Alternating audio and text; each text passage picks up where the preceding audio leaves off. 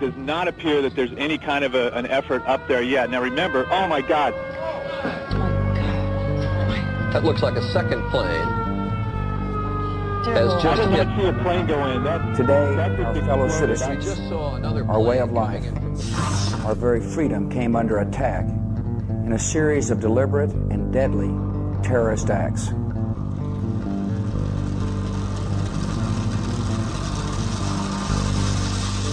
I can hear you, the rest of the world hears you, and the people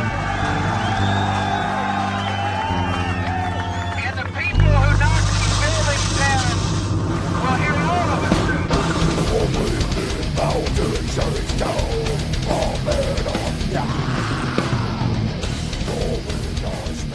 What you're watching here is a video I made back in 2011 after bin Laden was killed by SEAL Team 6. It was a tribute to G.W. Bush and the War on Terror. I once believed, as many others, the official narrative of the attacks that occurred on September 11, 2001. And here are the things that have forever changed my mind.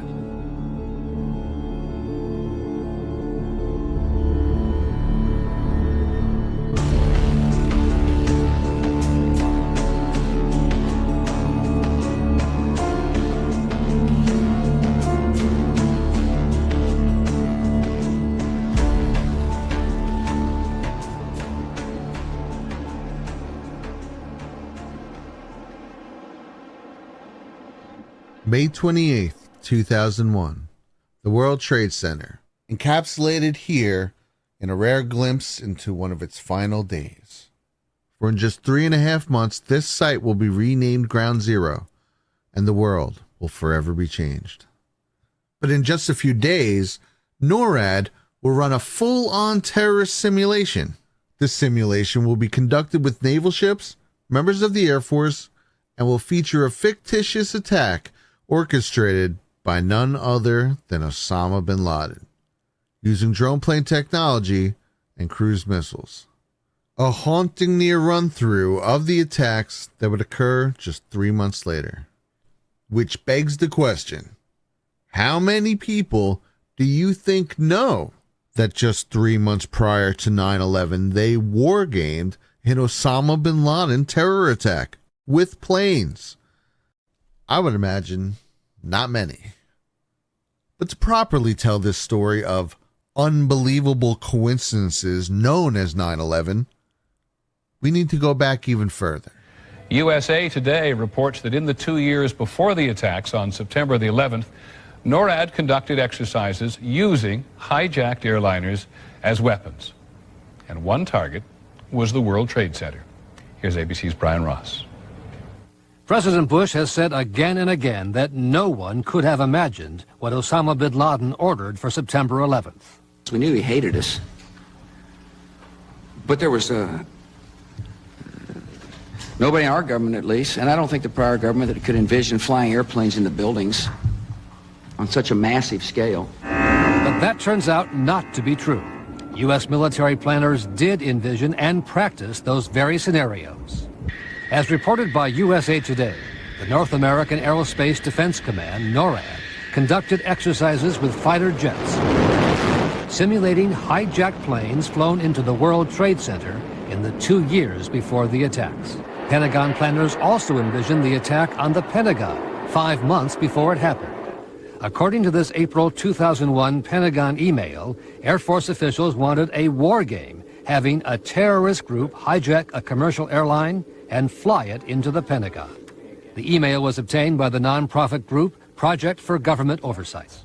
But according to the Pentagon email, the plan was ultimately rejected by senior Pentagon officials as too unrealistic.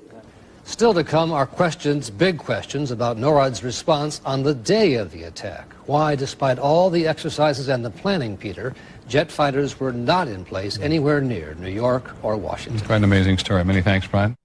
Well, that is quite amazing. It's also quite amazing that it took until 2004 for this little piece of information to poke its head out.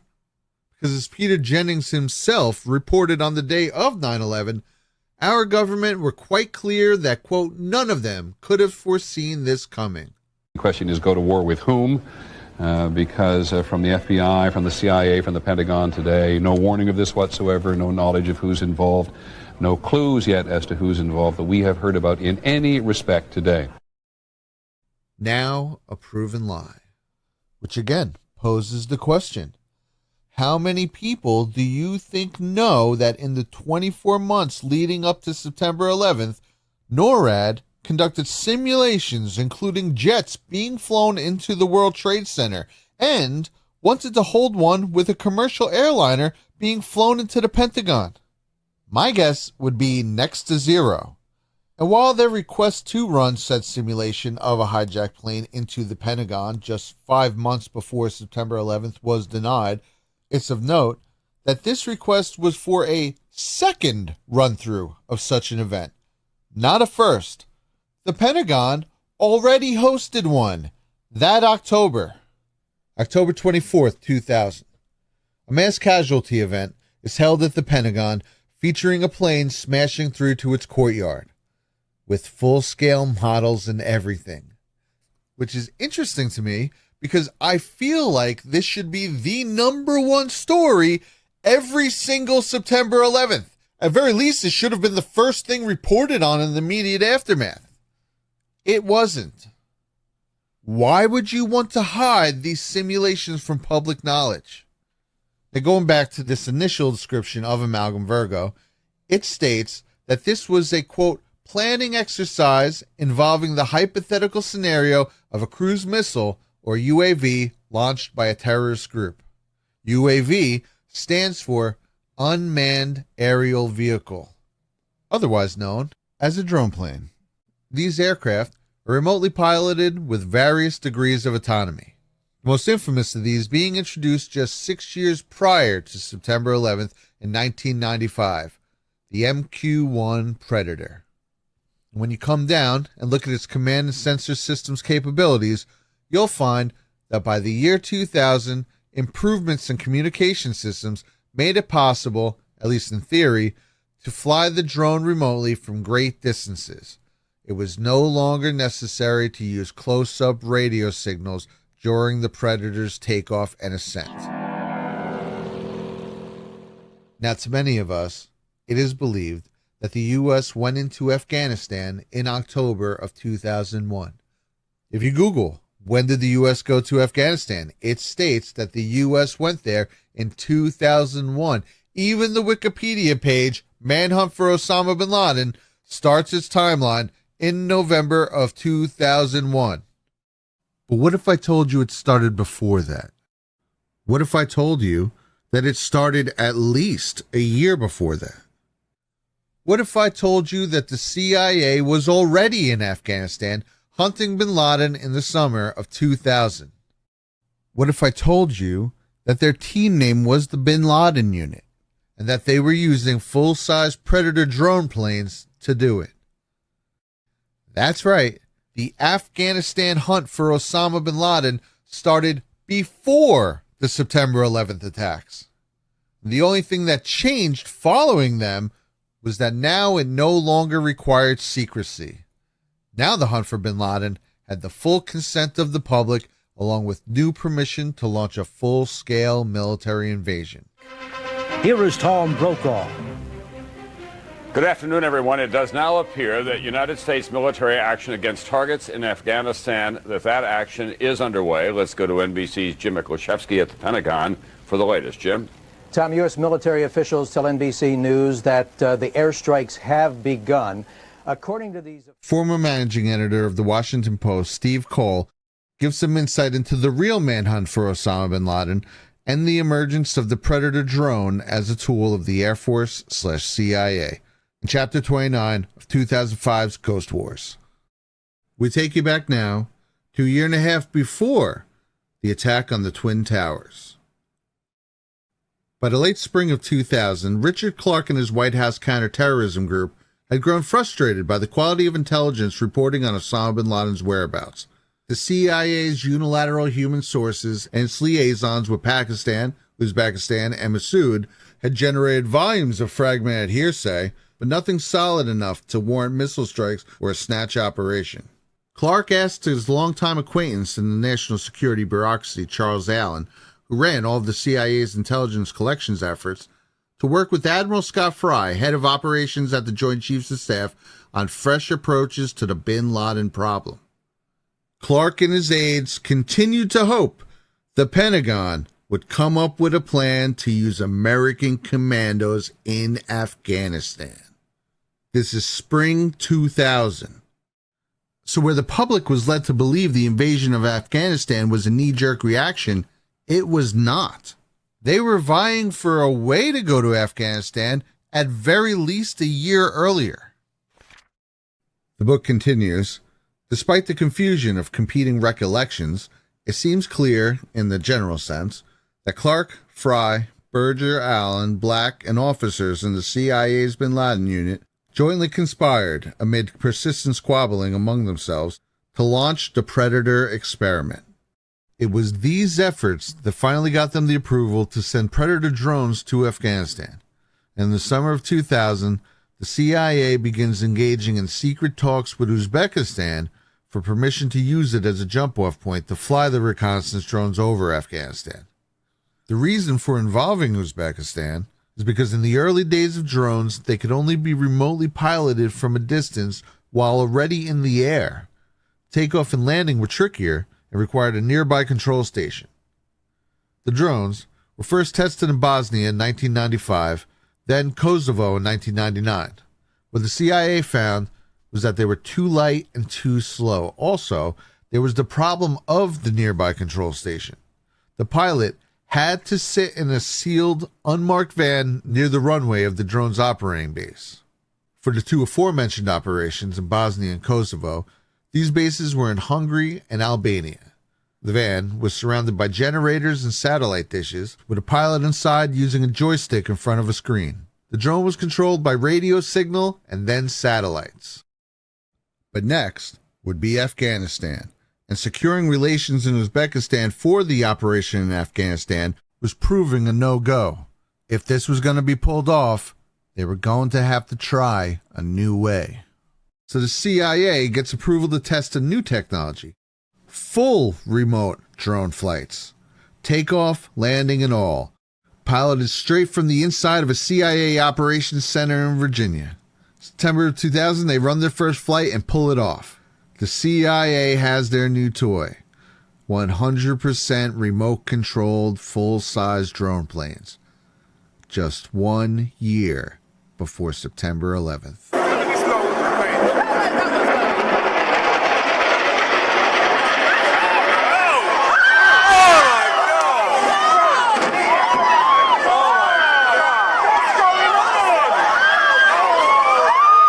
Being able to run drone flights straight from home proves to be a game changer.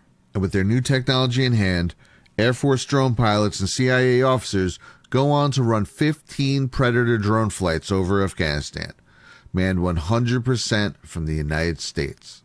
This would, however, only last 1 month, when the program is abruptly ended by Washington. The CIA's operations in Afghanistan put once again in serious jeopardy. It would be just 1 week later, October 11, 2000, that the CIA would present a classified bulletin on Afghanistan highlighting the, quote, growing threat of the Taliban. The very next day, the USS Cole is bombed. What perfect timing. The CIA immediately insists it's bin Laden, who they had been searching for right up until a week earlier. Now think about that for a second. Right as their mission is shut down, a new need for it suddenly pops up. That doesn't seem like interesting timing to anyone? Now to the public, this attack had one name attached to almost every headline: Osama bin Laden. But what went unreported is that internal documents on the Cole reveal that bin Laden had not been tied personally to the attacks, and that despite the headlines, the FBI and the CIA had not provided a definitive conclusion about responsibility. Yemeni Prime Minister Iriani echoed this to the press when he stated that while investigators suspected he was indirectly involved, they had yet to find hard evidence. In fact, if you go to bin Laden's FBI Most Wanted poster, nowhere does it mention the USS Cole or 9/11. When contacted about this in 2006, FBI Chief of Investigative Publicity Rex Toom stated that the reason for this was because the FBI had no hard evidence connecting bin Laden to 9/11, and that bin Laden, as such, has never formally been charged by a grand jury. Which is interesting because the main name attached to 9/11 and the USS Cole is Osama bin Laden.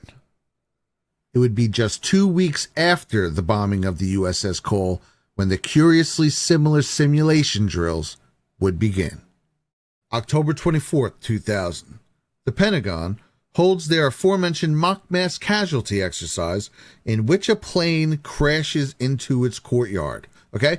The Pentagon paid someone to make scale model mock-ups of itself with a plane crashed into it just 10 months before September 11th.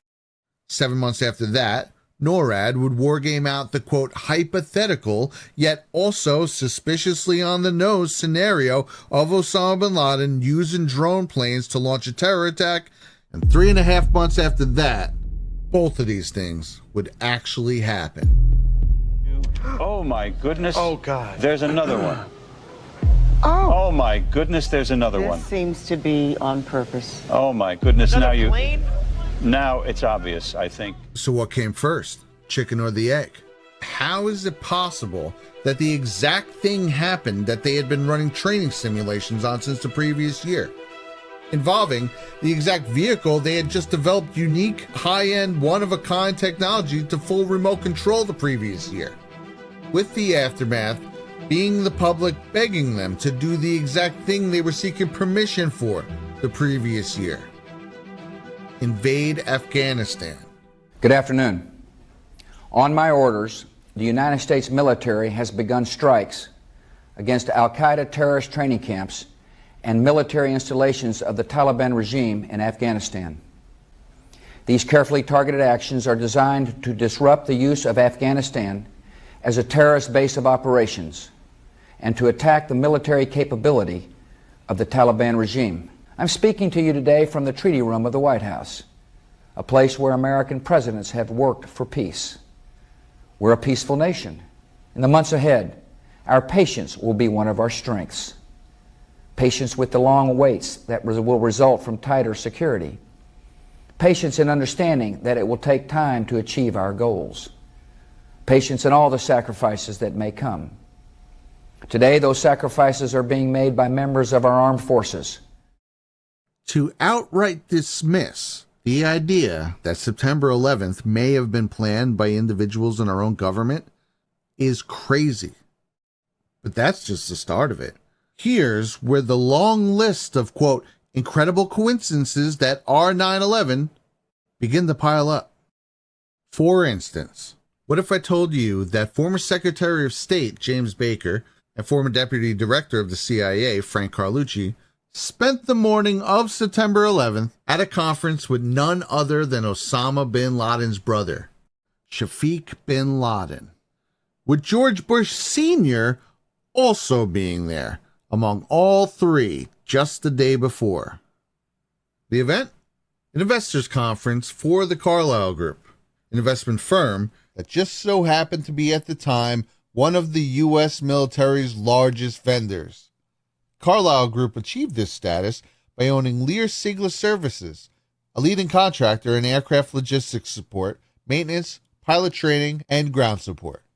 They also owned United Defense Inc., which manufactured combat vehicles, artillery, naval guns, missile launchers, and precision munitions. Both of these companies went on to receive billions in Pentagon contracts in the aftermath of 9/11. Carlyle Group was more specifically a private equity firm, which in layman's terms means that they buy fledgling companies, restore them over the course of 5 to 10 years, and then sell them for a profit. Basically like flipping houses, but with million-dollar corporations. Carlyle were essentially put on the map when they brokered a deal for Prince Alawid bin Talal to buy a $590 million of Citicorp in 1991.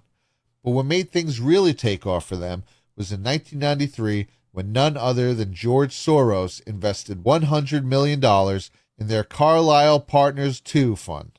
With Soros' endorsement, the floodgates opened, and by September of 1996, Carlyle Partners II fund had shot past their initial goal of $500 million to $1.3 billion. They immediately sunk this cash into defense, aerospace, and security companies. This investment would pay off massively in the wake of the September 11th attacks and become their most successful venture ever. This could not have been more of a conflict of interest. For starters, Carlyle chairman Frank Carlucci was Donald Rumsfeld's college roommate. Secretary of State Colin Powell was a Carlyle advisor who considered Carlucci to be a mentor, and even President Bush was a former Carlyle employee. With his father, Bush Sr., and the bin Laden family both being actively involved with Carlyle at the time of September 11th. Bush, Baker, and Carlucci had even flown overseas to visit the bin Laden's family headquarters in the years leading up to 9/11. How is this not talked about? How is Bush Sr. and bin Laden's brother being together on the eve of September 11th at a conference for an investment company that made a mass fortune because of September 11th, not a main talking point of September 11th? Or the other interesting coincidence that President Bush's brother, Marvin Bush, was the head of the digital security company for the Twin Towers, Securecom.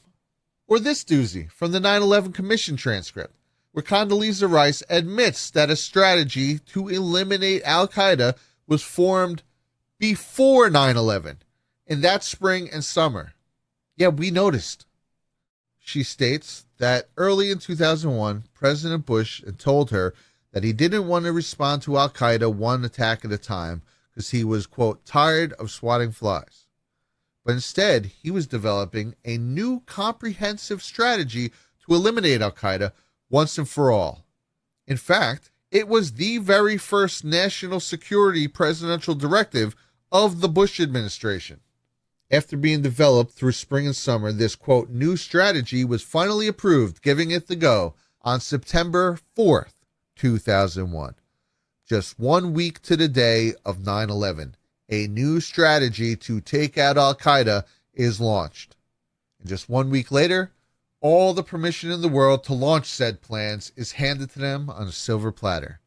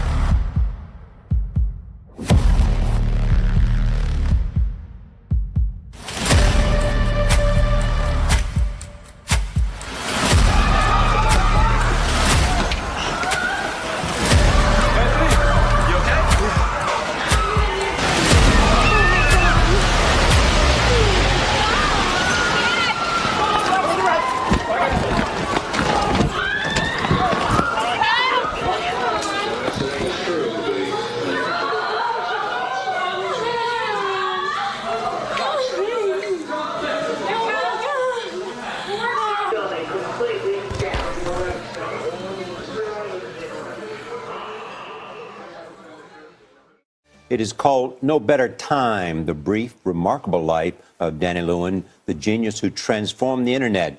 As Don Dale reports, he is believed to be the first casualty of the September 11th attacks. American Airlines Flight 11 left Boston on a clear Tuesday morning 12 years ago. Good morning, American 11 with you, passing through 190-230. What unfolded shortly after takeoff is haunting. The cockpit's not answering. Somebody's stabbed in business class. And I think there's mates that we can't breathe. I don't know. I think we're getting hijacked. The passenger stabbed in business class was 31-year-old Danny Lewin. He was seated between 3 of the suspected hijackers. They knifed him, investigators believe, on the way to the cockpit. Born in Denver, Lewin moved to Israel, where he joined the Army, becoming captain of an elite Special Forces unit. From there, Lewin entered a master's program at MIT, where he met mathematics professor Tom Layton. It was pretty quickly apparent he was special.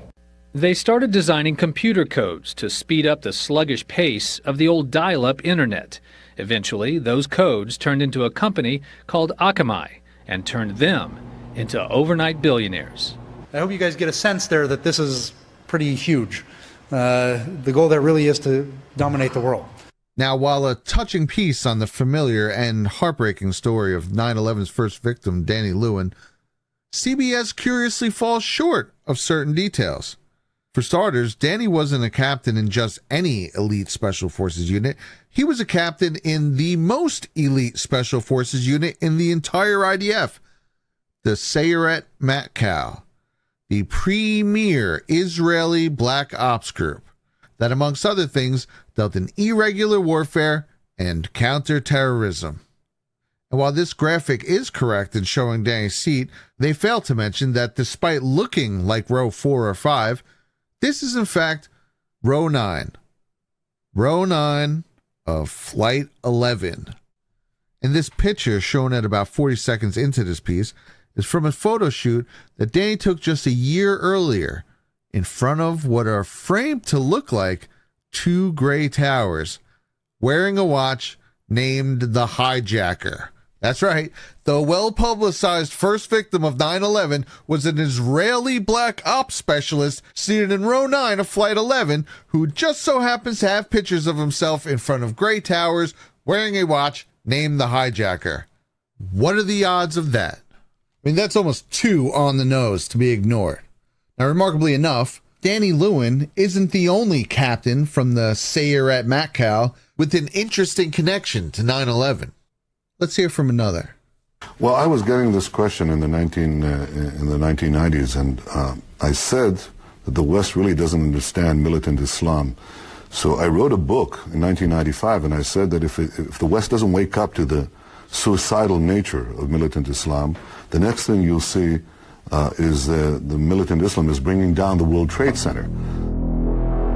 Mark, were you close enough to be able to see any markings on the airplane? Hi, gentlemen. How you doing? Yeah, there was definitely a blue logo. It was like a circular logo on the front of the plane, definitely towards the front. It definitely did not look like a commercial plane. I didn't see any windows on the sides, and as far as I knew, when I saw it coming down, I was like, well, LaGuardia is pretty far away, and that plane is really slow. Mark, if what you say is true, those could be cargo planes or something like that. You said you didn't see any windows in the side? I didn't see any windows on the sides. I saw the plane flying low. I was probably like a block away from the subway in Brooklyn, and that plane came down very low. And again, it was not a normal flight that I've ever seen at an airport. It was a plane that had a blue logo on the front, and it did not look like it belonged in this area.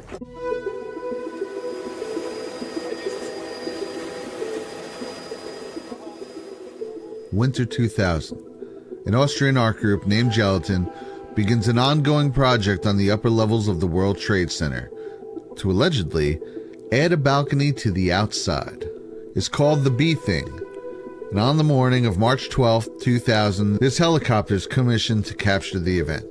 And standing on a makeshift balcony extending out of Tower 1 are the members of Gelatin. This video appears to be a recon mission to get pictures of the towers with the balcony serving as a reference point. The event is immortalized in a rare piece of press appearing in the August 18, 2001 edition of the New York Times, and features what at the time may have seemed like a throwaway line, that while occupying the towers, Gelatin confiscated all film and video of the project. Why confiscate every piece of media if you're just really there doing a balcony?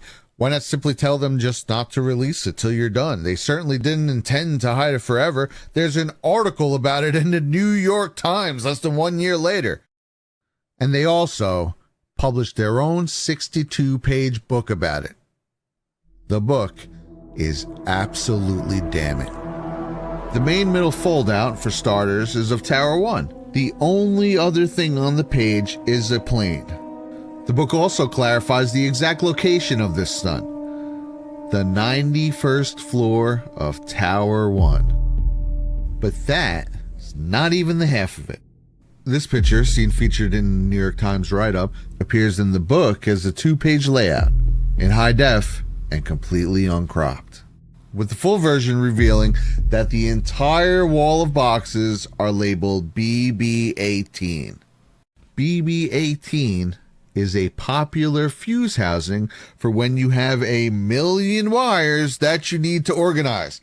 What would in our team be doing surrounded by empty fuse housing boxes?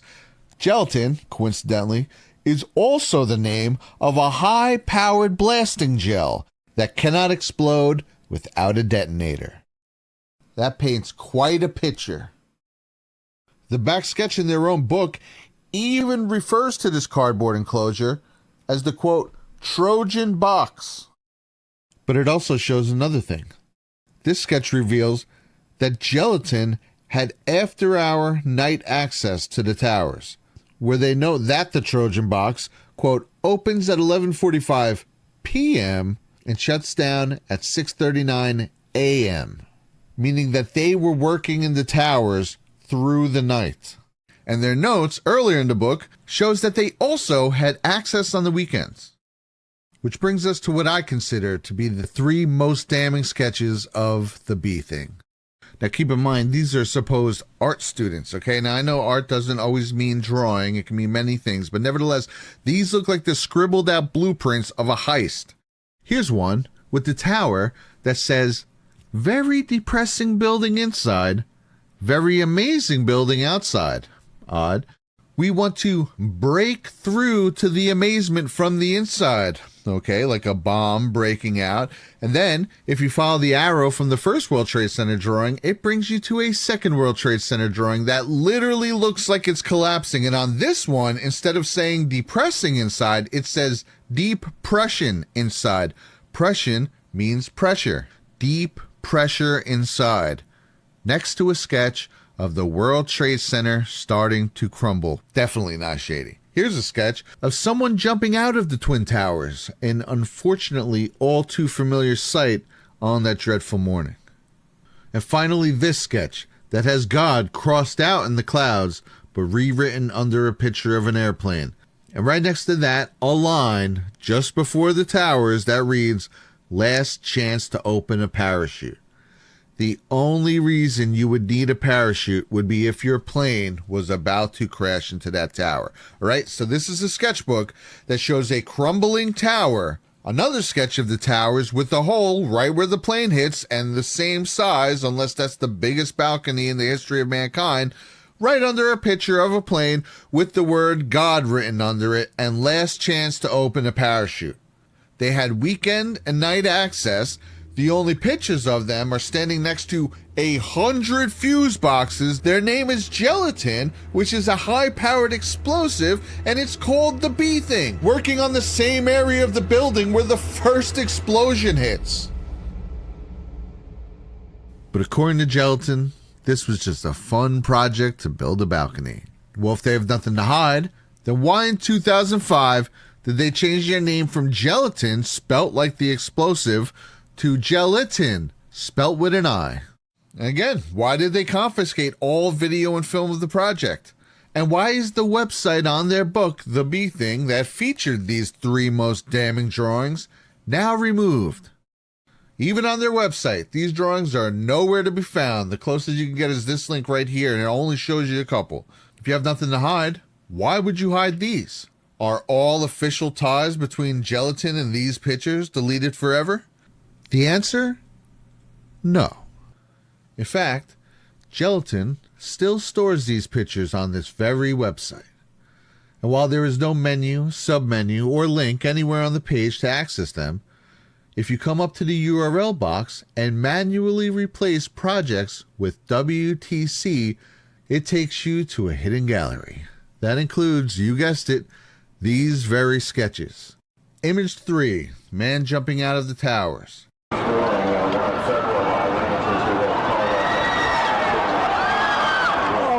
fuck, man. Someone just fell. Image 6. Last chance for a parachute.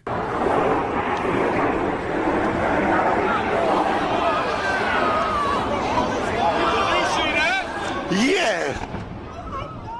And image 10, the building collapsing. All three erased everywhere else, but kept hidden here like trophies.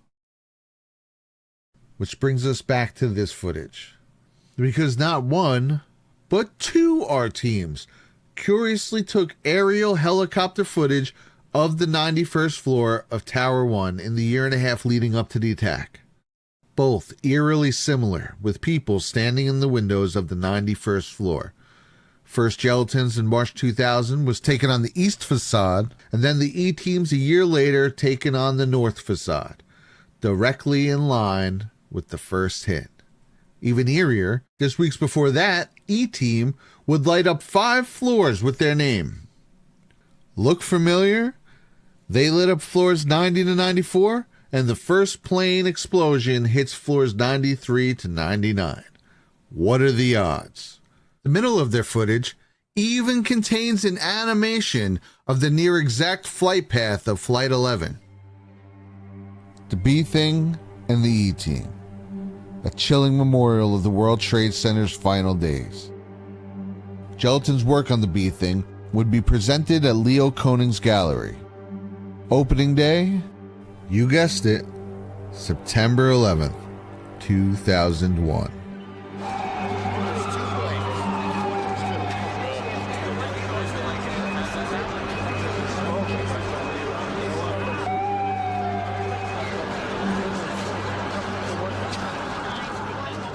Now, many of you might wonder why the topic of 9/11 is one that's so near and dear to me.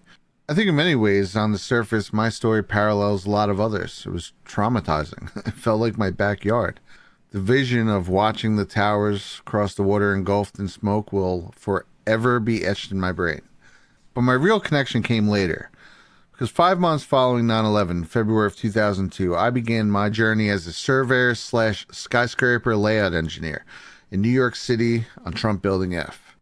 I did this and also detailing later on for 17 years. And basically what that entails is this. When a company sets out to start a building, I'm the guy who's given the architectural set of blueprints and the structural set of blueprints, along with any other details, insert plans, mechanical drawings, and so on.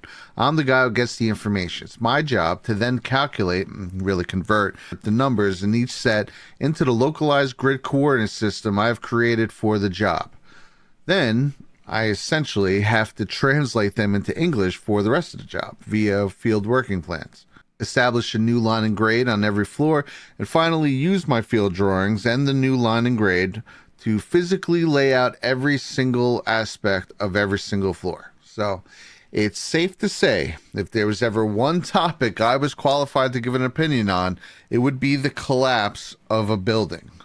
Now, of course, this is just my personal assessment based on the things I know about skyscrapers, coupled with years and years of studying these videos over and over again. Now, first things first, those buildings were tanks. I mean, those might have been the 2 sturdiest buildings on the entire planet. The majority of buildings get most of their strength from the core, around the elevator shaft. It's where the heaviest steel will be. It'll come up the middle of the building. It creates essentially a spine. So this is where most of the strength in the buildings come from. However, if you look at the Twin Towers, they were built like that, like every other building, but they were also built with an exoskeleton of some of the heaviest steel in any building citywide. To make a hole that size in those buildings, you'd have to drive an aircraft carrier into them. A plane like that would just shred itself like paper. Half of it wouldn't even enter the building, would just crumble and fall to the ground. I don't care how much jet fuel's on board. Take a look at this video of this plane being scrapped here. The demo claws are going through it like paper. They're nothing. They're lightweight aluminum cylinders. There is no way on planet Earth that that thing could blow a hole that big into one of the most solid buildings ever created.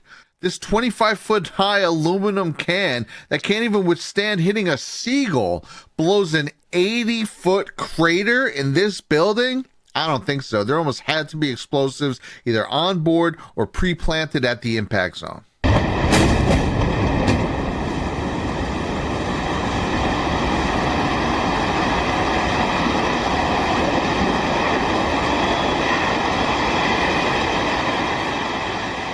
Which brings us to the collapse itself. Now you have the top 10 plus floors about to fall onto the bottom 90, leading us to everyone's favorite theory. They say it pancaked. Oh, the building just pancaked. Well, first of all, it's not even what pancaking looks like. When floors pancake, the horrible occurrence that is, they stop in between each drop. It goes floor, floor, floor, floor. Now look at this video right here. You can see briefly there's a lot of smoke. It drops the floor and then stops for a second. Then it drops again. Or look at this one collapsing. Collapses the floor and then falls over. These are the two most common occurrences with a pancake. It either goes floor, stop, floor, stop, floor, stop. Or what most likely would have happened is it would have come down those first couple floors and then the whole top would have fell off onto the streets. Furthermore, buildings hit with projectile, and in the case of this example, missiles, almost always tip over. These buildings neither pancaked or tipped over. They free fell perfectly into their own footprint. It is nearly impossible to get a clean, straight down collapse without a building being meticulously pre-wired for demo. The odds of it happening 3 out of 3 times to 3 buildings, all with significantly different damage done to them, is a statistical impossibility. There's only one thing on Earth that can make 3 buildings with 3 different damage locations free fall perfectly into their own footprint, and that is controlled demolition, period. It's not even up for debate. Now let's take a look at the Nodia Twin Tower demolition video from August of 2022.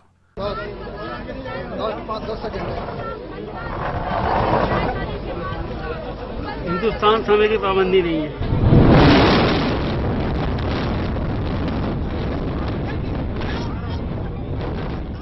Demolished to dust in just 7 and 9 seconds. Look familiar?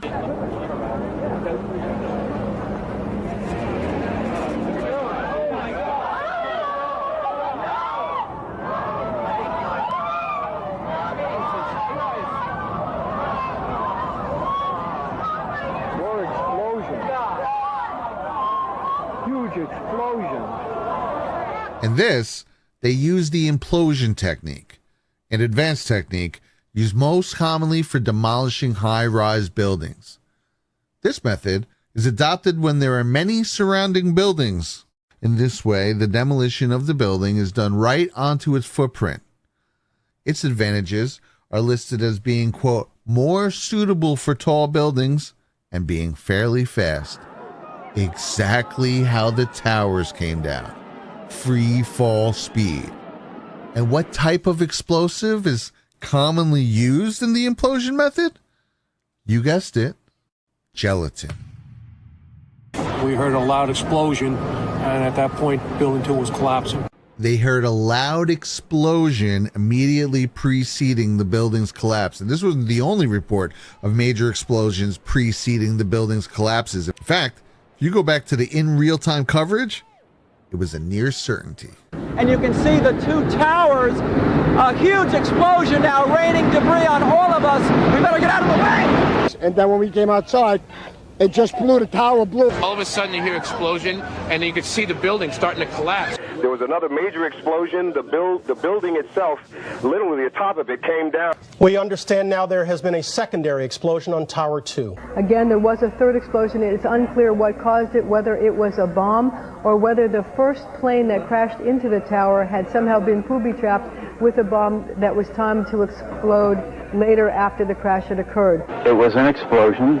It was way up where the fire was, and the whole building at that point bellied out in flames, and everybody ran. The tower, rather, that has collapsed, though we are told, collapsed because of a third explosion. Right. Both have been hit by planes. We understand it was a third explosion, however, that brought the tower to collapse. As we were moving towards the building, we saw the top begin to blow out in a plume of smoke, and we heard the noise associated with an implosion. When the first tower collapsed, it was a massive explosion. I looked up, that's when I heard the explosion. That's when the second tower came down. The offices are located. Wow. And some people were... Jamie, I need you to stop for a second. There has just been a huge explosion. We can see a billowing smoke rising. And I'll tell you that I can't see that second tower. but there was a cascade of sparks and fire, and now it looks almost like a mushroom cloud explosion. You can just hear this huge kaboom. At that point, we heard a large boom. I looked up and just saw the building coming at us. Hello? Yeah, David Lee, what can you tell us? John, the scene is horrific. One of the two towers literally collapsed. I was making my way to the foot of the World Trade Center. Suddenly, while talking to an officer who was questioning me about my press credentials, we heard a very loud blast, an explosion. We looked up, and the building literally began to collapse before us. Just seconds ago, there was a huge explosion, and it appears right now the second World Trade Tower has just collapsed. Are you able to talk? Can we just talk to you about what happened? I was there when it exploded. You were right there at the building? Yes, how people trapped. When I tried to save people, in the moment we heard a big explosion coming down. Everything just went black. Everything came down, glass started popping. People got hurt, stuff went on top of them. And it was a big explosion and everything got dark. Pandemonium here a short time ago. When the building did collapse, or whatever it was that happened, it was a huge explosion, a huge rumbling cloud of smoke and fire came across Church Street. We could hear a rumble, which was about 5 seconds long, preceding the actual collapse, and then a boom when each of those towers collapsed. I was about 5 blocks away when I heard explosions, 3 thuds, and turned around to see the building we just got out of, antenna tip over and fall in on itself. We're not sure exactly what happened, but it was another explosion on the far side of one of the buildings from where we're standing. The reverberation and another explosion on the right-hand side. According to the Associated Press, another building that has either been attacked or exploded. It sounded like the 4th of July. You heard a big explosion before the building fell? I saw it as it was happening, and it sounded as if you had 100 of those little black cat firecrackers and you lit them all off at once. That's what it sounded like. 1013 2 has had a major explosion and what appears to be a complete collapse surrounding the entire area. Do you know if it was an explosion or if it was a building collapse? To me, it sounded like an explosion. Then the building, the rolling sound sounded like the building collapsed. And in addition to all these, there were also reports of many preliminary explosions going off from while the buildings were still standing. Then somebody said that they saw an airliner go into one of those towers. Then, I don't know, an hour later than that, we had that big explosion from much, much lower. I don't know what on earth caused that. There was an internal explosion in the building, maybe like 10, 15 minutes later. The first explosion, and there was a second explotion in the same building. There were 2 explosions. Okay. Yeah, I was over there. I heard 2 explosions. What, the lights? Did a plane hit that? Plane. I heard 2 explosions. 2 separate ones. I heard 2 explosions, however. There was a first explosion that was louder, and then a second explosion. Firefighters brought a lady to us that was covered in smoke, and we heard an explosion, turned around, commandeered an ambulance, and we left the scene very quickly. Then there was some secondary explosions. Just about ready to go outside when we heard a secondary explosion. Doctors treating the injured here say most of the 100 patients treated so far are suffering not just smoke inhalation and eye damage, but fractures. Many of them have told the doctors that they were responding to the attack on the South Tower when they were suddenly trapped by the second explosion in the North Tower, and many of the fractures they're suffering come not from fallen debris, but from the concussive force of the explosion, which slammed them against walls, knocked them to the ground, or slammed them up against their own ambulance. It was actually on the 78th floor of the second tower, and was evacuating the tower and experienced all these explosions. But then when we got down to about 3, we heard like another explosion. I don't know what that was. It just went ba-boom. It was like a bomb went off, and it was like holy hell coming down them stairs. And then when we finally got to the bottom, they were coming out on a mezzanine level there, and another explosion came right from it, just everything went flying. And about an hour later after that, there was a huge explosion at the base of the South Tower. That's the One World Trade Center, and part of the building collapsed. We've heard reports of secondary explosions after the aircraft impacted, whether in fact there wasn't something else at the base of the towers that in fact were the coup de grace to bring them to the ground. We stuck on the stairs for a while. We finally got down to the lobby. Then we get to the lobby, it was this big explosion. There were numerous secondary explosions taking place in that building. There were continuous explosions. We made it all the way downstairs, And then when we were just about to come out of the building, there was another blast, and all the lights went out, and this is what happened then. The glass came down? We didn't see we were still inside the building. All we heard was a big blast, and the whole volume of air moved. And we came out through the subway. But then there were other doors that were locked, so we were brought into another floor when there was another explosion, and they finally let us continue to go down. People were experiencing secondary blasts in the stairwells the entire way down. And this is, of course, exactly where these blasts would be occurring in a controlled demolition, in the core of the building. And as you can see here, the stairwells were also in the core. And on top of all that, there was also further evidence from that day of an explosion on the B1 basement and lobby of Tower 1 that occurred, according to workers inside the building, simultaneously with the first plane, with some saying that the basement actually detonated first. I went straight to the North Tower, to the basement number 1 of the North Tower. The building has 6 sub-levels of basement, B1, B2, all the way down to B6. And at 8:46, while we are on the basement, all of a sudden we hear boom, an explosion, very loud, very powerful, that lifted us up. The walls cracked, the false ceiling fell on top of us, the sprinkler system got activated, water started spewing everywhere. The fax machine fell on the floor, screaming, everybody's screaming. I thought one of the generators blew out from the mechanical room because it lifted us up. And when I went to verbalize it, 6 to 7 seconds after, we hear, bah! All the way on the top of the building, 2 different events. The explosion came from, I believe, at first we believed that it came from the mechanical room. And then we heard a series of other explosions that sounded up on the above levels of the building, to where we then realized that there was something wrong. The amount of explosions I've heard from 8:46 to the time we get out was so many, at least 10. It was just like multiple explosions, to where I felt like there was different grenades. That's what it sounded like. It was just different grenades being set off, like, in the building. It was like, there was one major explosion, and then there was different explosions throughout that period of time until we got out. I was down in the basement, came down, all of a sudden the elevator blew up, smoke. I dragged the guy out, his skin was hanging off, and I dragged him out, and I helped him out to the ambulance. I took the train, got out underneath. The smoke was in the train station. I worked down on B1 in the World Trade Center. What happened? And the whole place just filled up with smoke. I popped our ears. We couldn't hear anything down there. The ladies that are with me were in the World Trade Center in the first building and escaped through the lobby, where they believe there was a bomb in the lobby. As we were coming out, we passed the lobby. There was no lobby. So I believe the bomb hit the lobby first, and a couple of seconds in the first plane hit.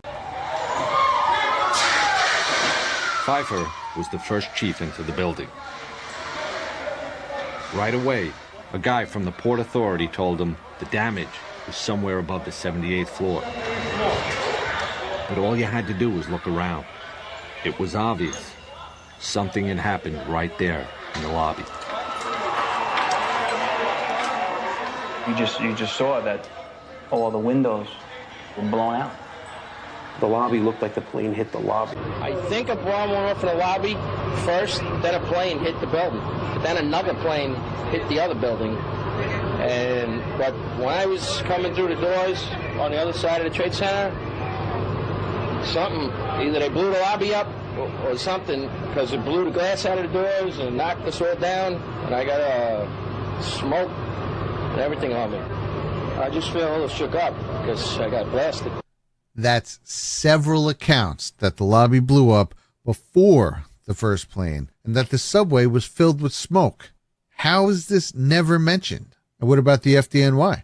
According to the firefighters who were in the towers, there were bombs going off all over these buildings. I demand to know, as should everyone, especially the media, why important testimony made that day from over 150 police, firefighters, and first responders regarding explosions wasn't included in the commission report, nor investigated further. What happened? We was in an explosion. We was in the lobby, and then the third explosion, the whole lobby collapsed on us. What was it like? What was it like? Horrible. It's like hell. You don't want to know. The whole building just collapsed on us inside the lobby. Was that a secondary explosion? Yes, it was. That was the... Yeah, definitely a secondary explosion. But we was inside waiting to go upstairs, and on the way upstairs, the whole fucking plane blew. And we just collapsed on everybody inside the lobby. Similar to the first tower coming down, secondary? I don't know about the first one, but I know the second one it was terrible. Then there was a third one too after that one. There was explosions. I mean, there was a couple explosions. Yeah, while we were in the building. We were wanted for stairwells. A couple of times we dove into the stairway. We thought another plane was coming. We made it outside. We made it about a block.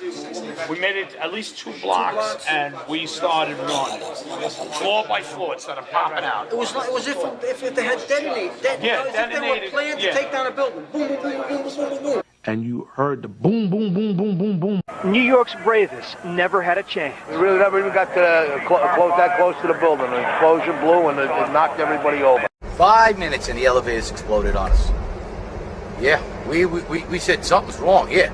I mean, the plane hit up on the 80th floor. I mean, in 5 minutes, all of a sudden now the elevator's exploding on the first level of the lobby. There was a secondary explosion, probably a device either planted before or on the aircraft that did not explode until an hour later. It's undeniable. Explosives were planted in these buildings. Even the FBI was initially admitting this. Federal agencies that were down there do believe that there was some sort of explosive device somewhere else besides the planes hitting. I spoke with some police officials moments ago, Chris, and they told me that they have reason to believe that one of the explosions at the World Trade Center, aside from the ones that may have been caused by the impact of the plane with the building, may have been caused by a van that was parked in the building that may have had some type of explosive device in it. So their fear is that there may have been explosive device planted either in the building or in the adjacent area. Apparently what appears to happen was that at the same time two planes hit the building, that the FBI most likely thinks that there was a car or truck packed with explosives underneath the buildings, which also exploded at the same time and brought both of them down. Now, that's the first time we're hearing that. So 2 planes and explosives that were in the building. Is that correct? That is the working theory at this point. That is still unconfirmed, but that is what the FBI is going on. Of course it was their working theory. Literally every person in the building said there were detonations going off. It sounded like gunfire, bang, bang, bang, bang, bang, and then all of a sudden 3 big explosions. About 50 consecutive bangs, and it fell down like a waterfall. Tower number 1, the second tower collapsed. It was the exact same series of detonations. All of a sudden I looked up, and about 20 stories below, at least that's what it looked like to me, about 75 flights up below the fire, I saw from the corner, boom, boom, boom, boom, boom, boom, boom, boom, boom.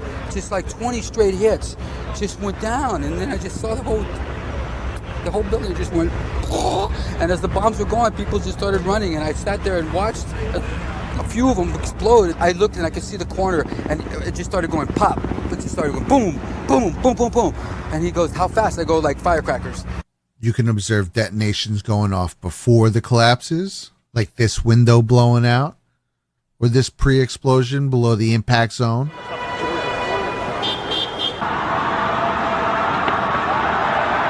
You can observe them leading the collapse by about 10 floors or so, making the zero resistance of their free fall make sense.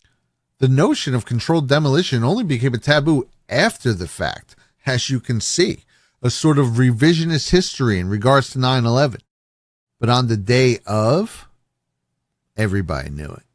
That was a bomb that did that.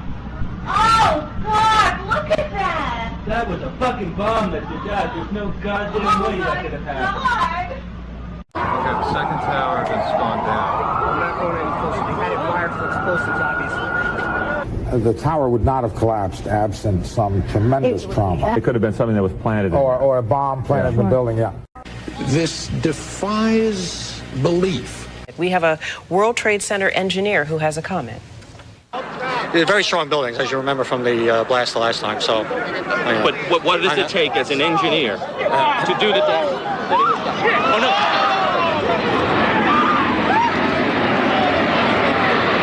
Let's get ready. As this man is standing here saying they're very strong buildings and that he expected them to continue to stand, we in the background see the buildings collapse, which again feeds that feeling that there was something else, that there may have been something else that brought those buildings down. There was a lot of talk there in New York of another explosion prior to the collapse of the first building. I said, there's no way. That's a steel structure. That, that's just draperies and carpets and so on. And I didn't really finish that sentence. And right up at the top, like we were invited to watch, boom, boom, boom, down it started to come. I am reasonably sure that it was not the impact of the plane, the one that did this. It didn't fall over. It looked as if somebody put TNT all throughout that building. As if a demolition team set off when you see the old demolitions of these old buildings. The way the towers collapsed seems similar to pictures we've become accustomed to watching, as old buildings like the Kingdome in Seattle are taken down with explosives. This was clearly, the way the structure is collapsing, this was the result of something that was planned. It's not accidental that the first tower just happened to collapse and then the second tower just happened to collapse in exactly the same way. I think it's safe to say there were bombs in these buildings. And this doesn't just go for Towers 1 and 2. It also goes for the often forgotten World Trade Center 7. Well, me and Mr. Hesh, the corporation counsel, were on the 23rd floor. I told him we got to get out of here. We started walking down the stairs. We made it to the 8th floor. Big explosion. Blew us back into the 8th floor. And I turned to Hesh. I said, this is it. We're dead. We're not going to make it out of here. The Red Cross rep was like, he goes over and he says, well, you got to stay behind this line because they're thinking about bringing the building down. They didn't say what building. They just said bringing a building down. He came back over with his hand over the radio, and it sounded like a countdown. And at the last few seconds, he took his hand off, and you heard 3, 2, 1, and he was just saying, just run for your life, just run for your life. And then it was like another 2, 3 seconds, you heard explosions, like boom. There's like a distinct sound. It's not like when in compression, like boom, boom, boom, boom, boom, like floors that were dropping and collapsing. This was boom, and like you felt a rumble in the ground, like almost like you wanted to grab onto something. You want to call your mother or something?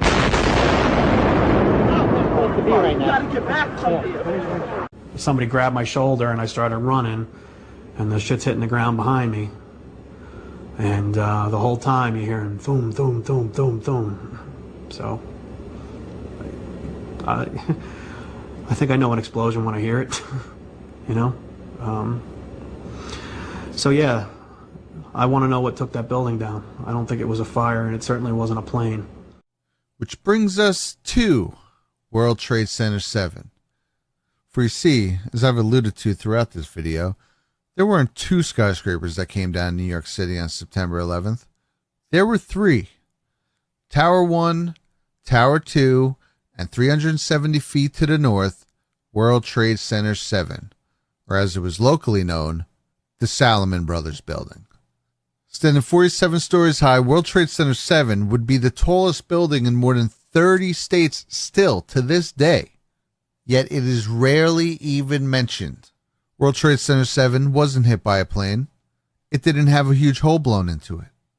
So how could it fall? In general speaking, the official explanation given in the government NIST report for the collapse of World Trade Center 7 is fire. That's right. Simply fire. Triggered a New York City skyscraper less than 15 years old, built with some of the highest building regulations in the world, to go into full failure collapse mode. Definitely not suspicious. But if you want to go into a little more detail, the NIST report goes like this. A fire on the 12th floor heated up beams G3005, A3004, B3004, C3004, and K3004, causing them to thermal expand to the west, pushing girder A2001 6 1/4 inches west, knocking it off its column seat at column 79, initiating an internal failure of 9 floors, which in turn caused the entire building to collapse. That is the official report of the collapse of World Trade Center 7. Leroy Halsey, Zilly Kwan, and Feng Xiao's structural reevaluation of the collapse detail the many inaccuracies in the official NIST breakdown. For starters, NIST only shows thermal expansion in one direction, allowing for zero give on the outside of the building. This is not the case, as, of course, both sides of said beams would incur their thermal expansion. Furthermore, even when assuming the false notion of beams shifting in only one direction, they found that they still would have needed to increase the coefficient of thermal expansion of the steel by approximately 40% in order just to get them to move A2001 the 6 1/4 inches required for it to fall off its seat in the first place. Now, speaking of its seat, NIST also removed column 79's side plates, pictured here in the structurals, and confirmed to have been indeed added here in this 1986 footage of World Trade Center 7's construction, meaning that even if girder A2001 could be pushed with such a force, it couldn't move more than 3 5/8 inches anyway, for it would get wedged up against column 79's western side plate, making it impossible for it to slide off the way NIST claims. To add to even that, NIST simulations conveniently leave off girder A2001's web stiffeners, significantly decreasing the bending resistance of the flange. During their investigation, Halsey, Kwan, and Chow found that even if they removed the western column plate, set the beam to move solely west with zero give to the east, and added the 40% increase, that the web stiffeners alone were still enough to prevent the girders from walking off its seat. On top of all that, when calculating the thermal expansion of G3005, NIST conveniently leaves off connector beams S3007, G3007, and K3007, despite showing them in other areas of the report, which prevents the movement they are claiming to have happened as part of girder A2001's displacement. So in layman's terms, the driving force behind NIST theory is an impossibility. Architects and engineers then reconstructed World Trade Center 7 piece by piece digitally, using the structural blueprints, and then ran through simulation after simulation until they found one that resembled the actual collapse that we were able to observe of World Trade Center 7. They also inputted and simulated the alleged official NIST report's theory, in which the simulation tipped the building. This makes sense, as column 79 and girder A2001 were way over in the northeast corner of the building. If their failure had truly been the linchpin to Building 7's collapse, then it would make logical sense that at some point the building would tip east rather than flow straight down. Architects and engineers ran simulation after simulation until they finally got the one which resembled the actual collapse.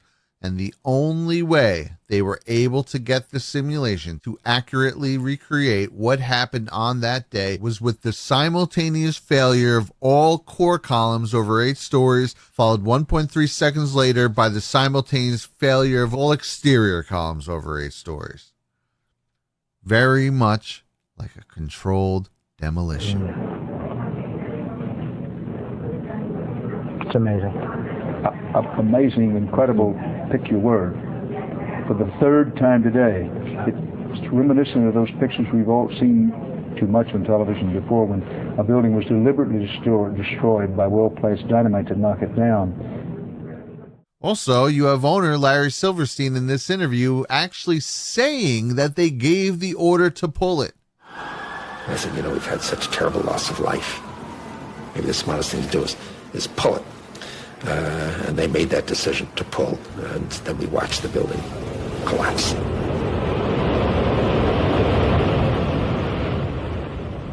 Then you have the British Broadcasting World News Update reporting it as having collapsed already, when in fact it is right behind her. That's the Salomon Brothers building right there, better known as World Trade Center 7.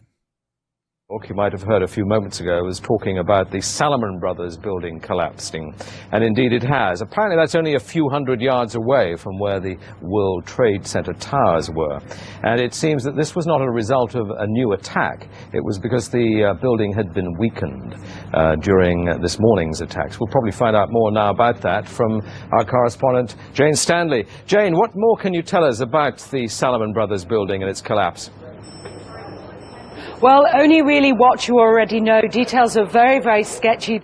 Yeah, they're sketchy, all right, especially considering that it's still standing in the live shot behind you. Jane's feed would stay on the air with the Salomon Brothers building in the background for another 6 minutes until this happened.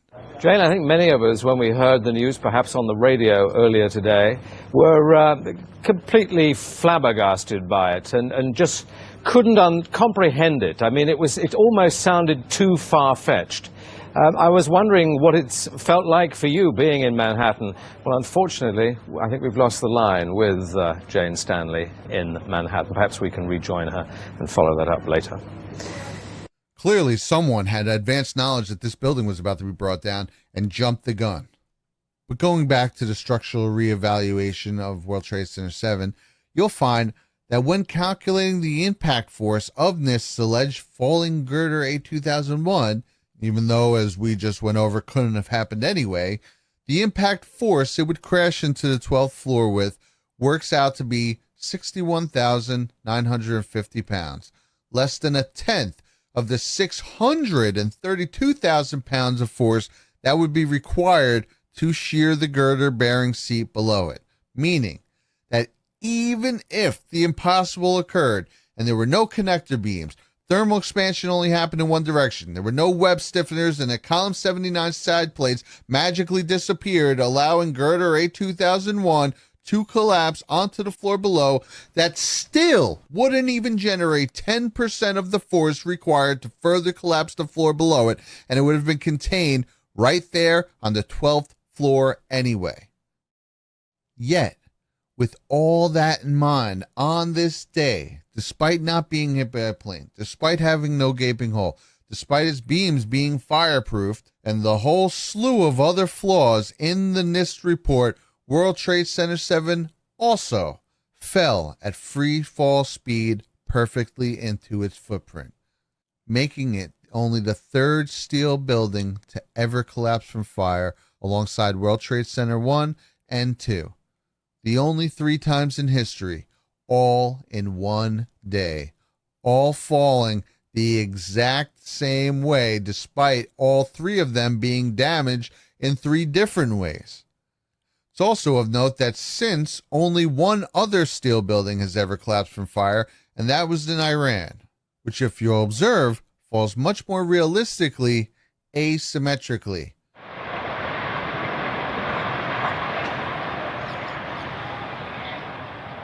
Here's a side-by-side comparison.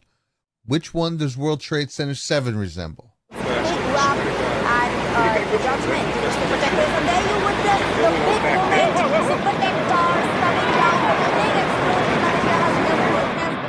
mean, how are we even still discussing this 2 decades later? You also have this interesting response from John Kerry when asked about Silverstein's statement that he gave the order to, quote, pull Building 7. I do know that that wall, I remember, was in danger, and I think that they made a decision based on the danger that it had of destroying other things, that they did it in a controlled fashion. Wow. It takes weeks to months to prepare such a demolition. The only way someone could make a decision to pull it and bring it down in a controlled fashion would be if they had already been pre-rigged for demo. People realize that, this is probably something that was orchestrated. And of course, everyone knew right away that it was terrorists. No need to do an investigation of more than, say, half a day. They found Satim al-Sakwami's passport on the street. So everything on the plane just exploded into a fireball the size of Giants Stadium. But his passport somehow survived. Yeah, that makes a lot of sense. He himself was incinerated to dust, but his passport remained fully intact and was found immediately. Another development on Saturday, New York officials revealed at a news conference here in the city that a hijacker's passport was found blocks from the World Trade Center crash site, if you can believe that. I actually can't believe that. Also, this is New York City. There are random papers and trinkets floating around the street at all times. It's normal place. Something like that wouldn't even stick out to someone, especially not in the ensuing chaos when everyone's eyes were focused 1,000 feet in the air on the hole in Tower 1. Now, a wheel? Sure. An engine, like the one seen flying off the plane here? Absolutely. But a random passport? Absolutely not. And again, the idea that one of the hijackers' passports survived this in the first place is laughably made up. They also claim to have found 2 passports in Shanksville.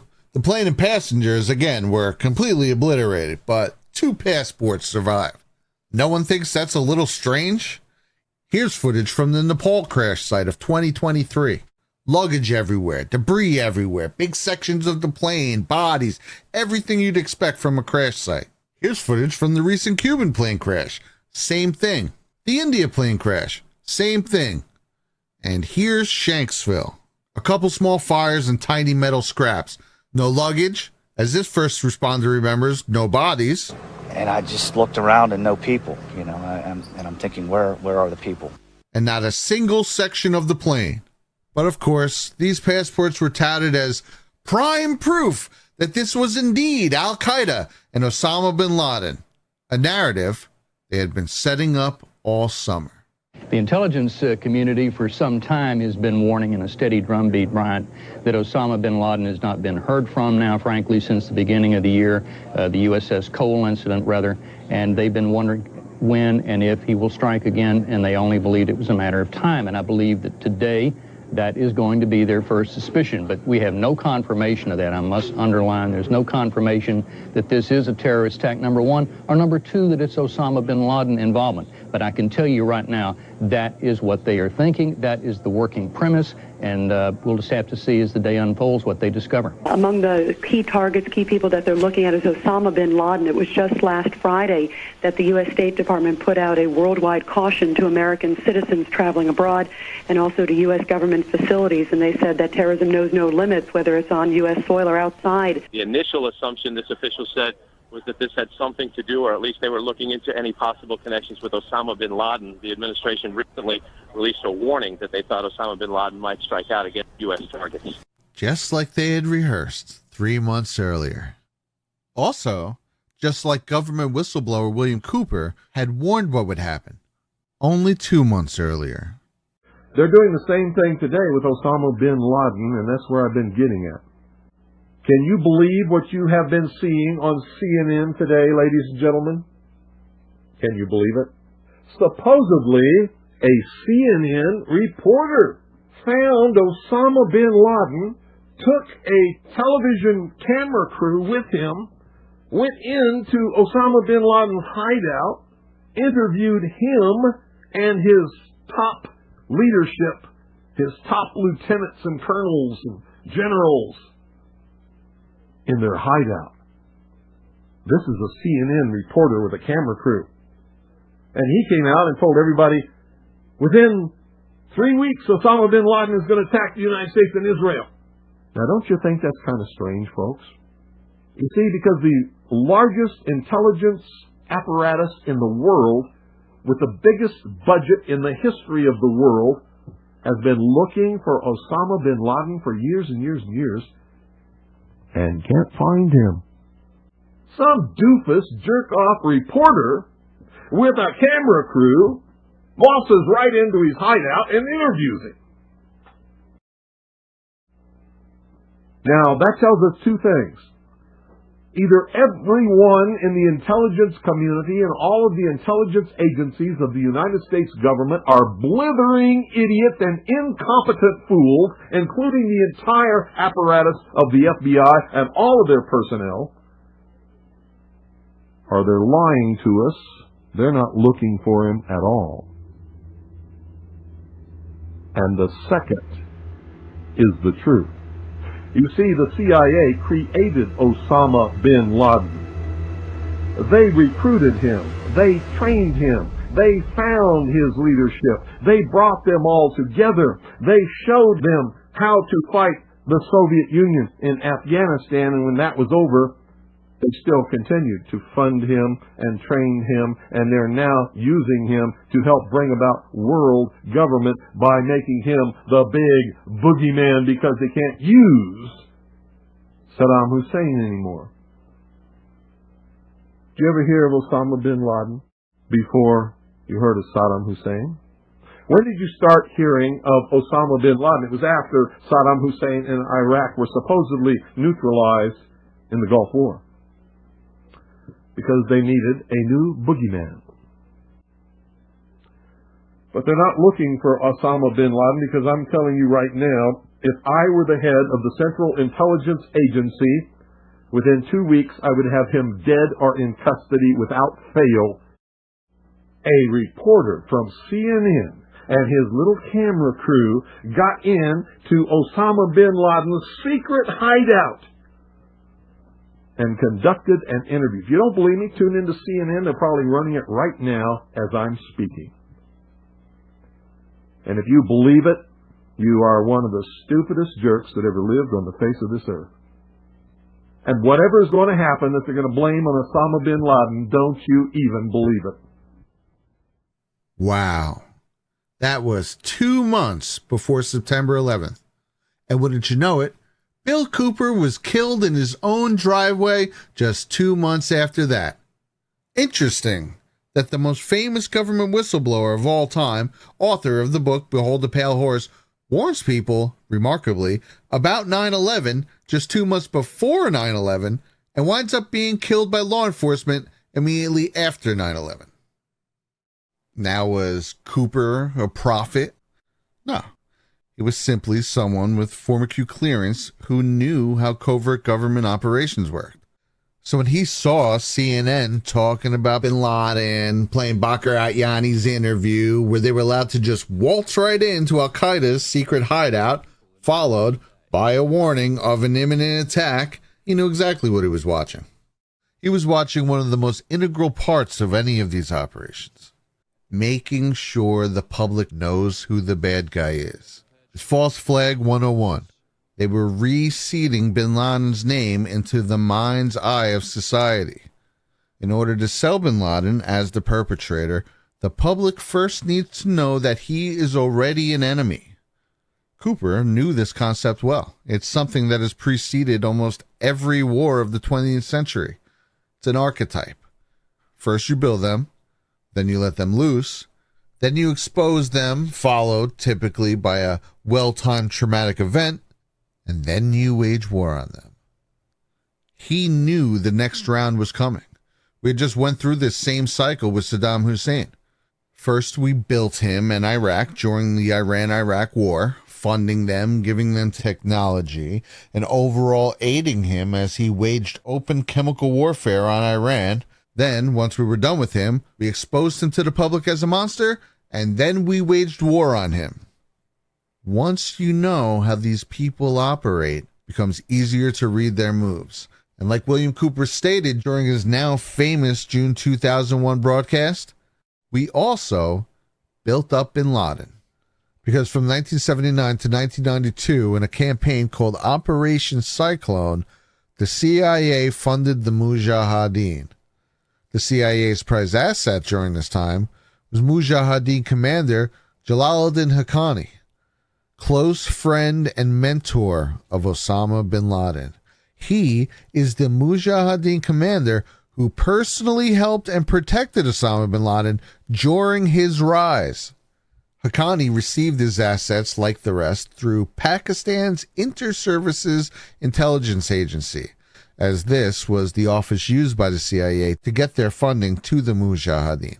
But due to his, quote, prized asset status, he also received additional payments direct from the CIA's operatives themselves. This is the man who took Osama bin Laden under his wing and mentored him, funded directly by the CIA.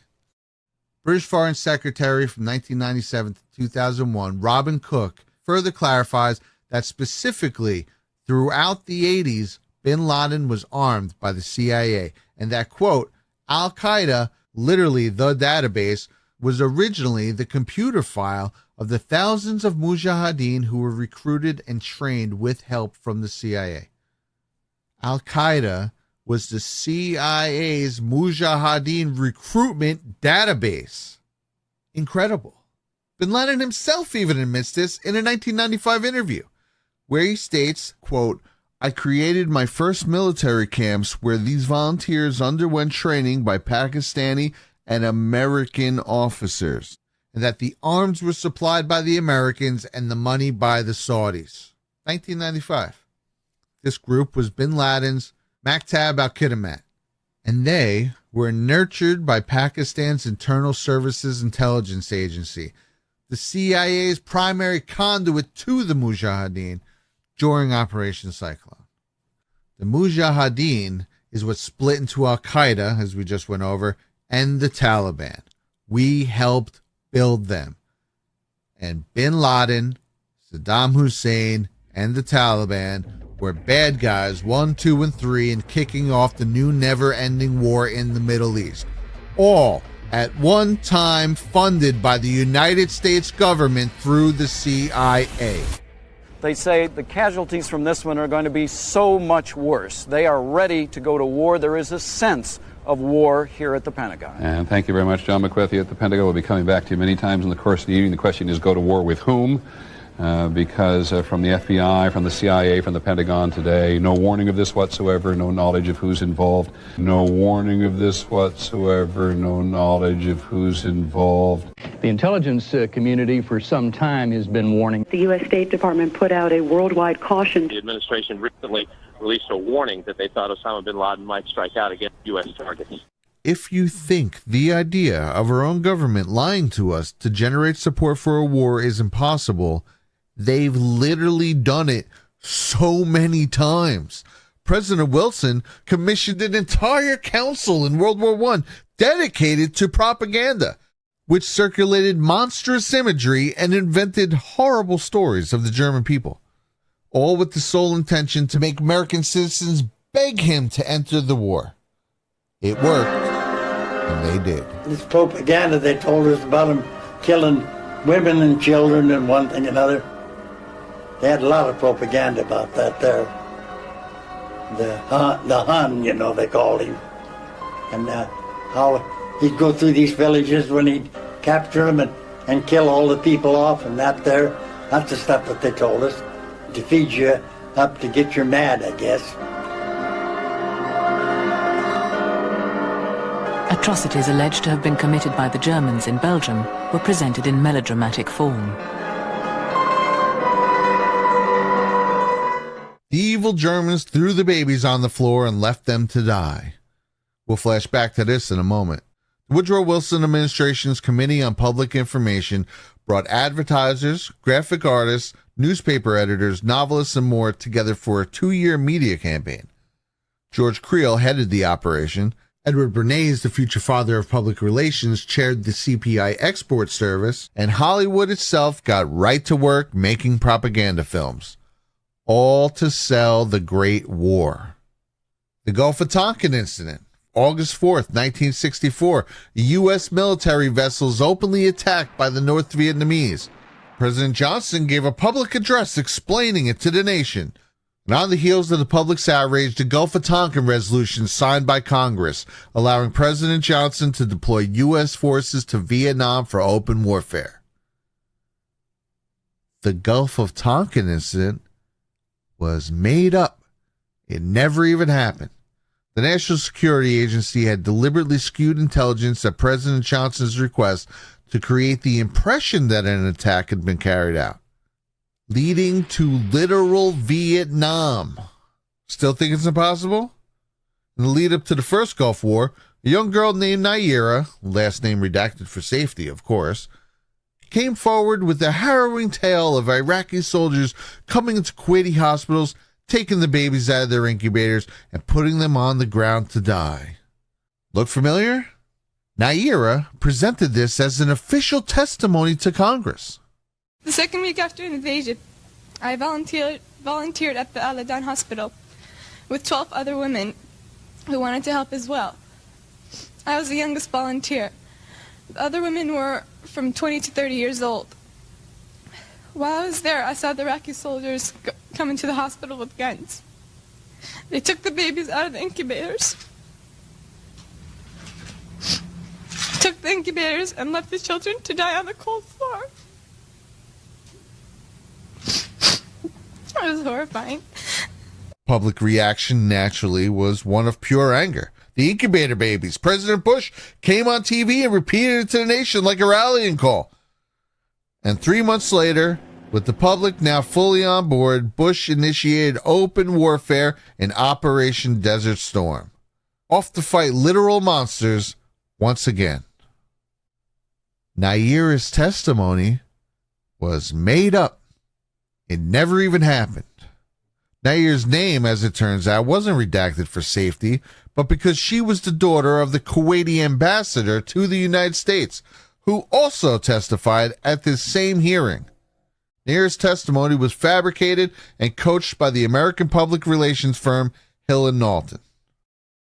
So, the idea of a distressingly emotional incident being orchestrated by the powers that be in order to initiate a war is actually more common than not.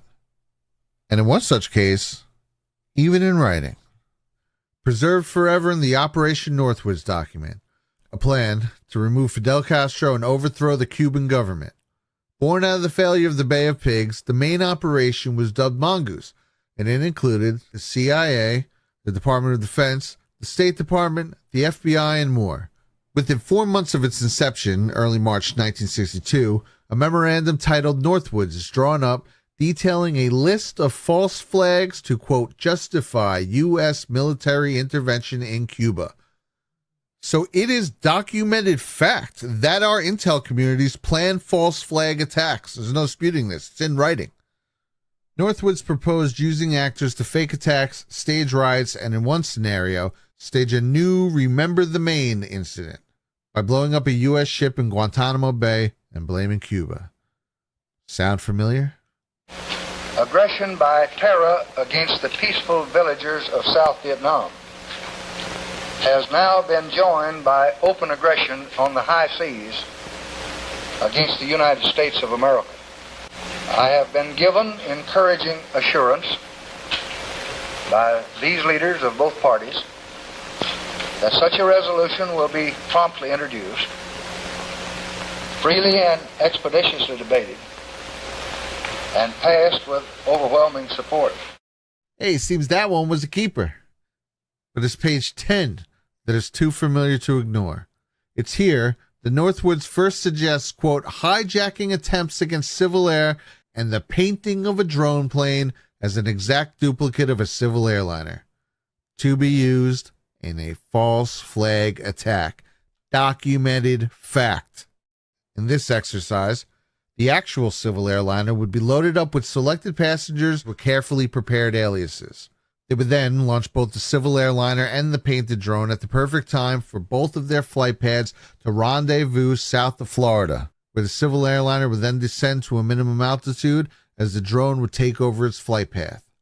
So on radar, the drone would appear to still be the civil airline.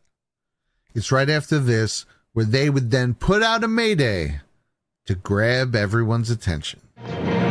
It's 8:52 here in New York. I'm Bryant Gumbel. We understand that there has been a plane crash on the southern tip of Manhattan. You're looking at the World Trade Center. We understand that a plane has crashed into the World Trade Center. The plan was to destroy it on call for all the airwaves to hear and many to see. A public act of war. It further states that doing it this way would allow the radio stations to tell the U.S. what happened, rather than the U.S. trying to, quote, sell it themselves.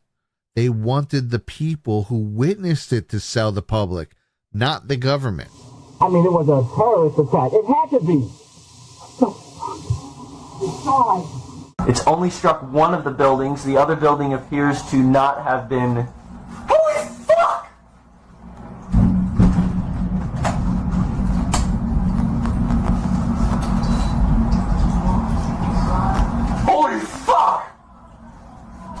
That's a fucking terrorist, you... Holy shit! It's an international tourist place. Lots of people. There's not a plane coming down. Holy you see? Shit. Boom! Oh man, what the fuck's going on? Wow! Oh shit! Wow! Do you see this aircraft? I've got it all. Yo, what the fuck? Yo, that's terrorist shit, bro. That is it. This is terrorist. That's obviously. Wait. Oh my god! Oh my god! Oh my god! What? Oh my god! It's terrorist act! That is what do we do?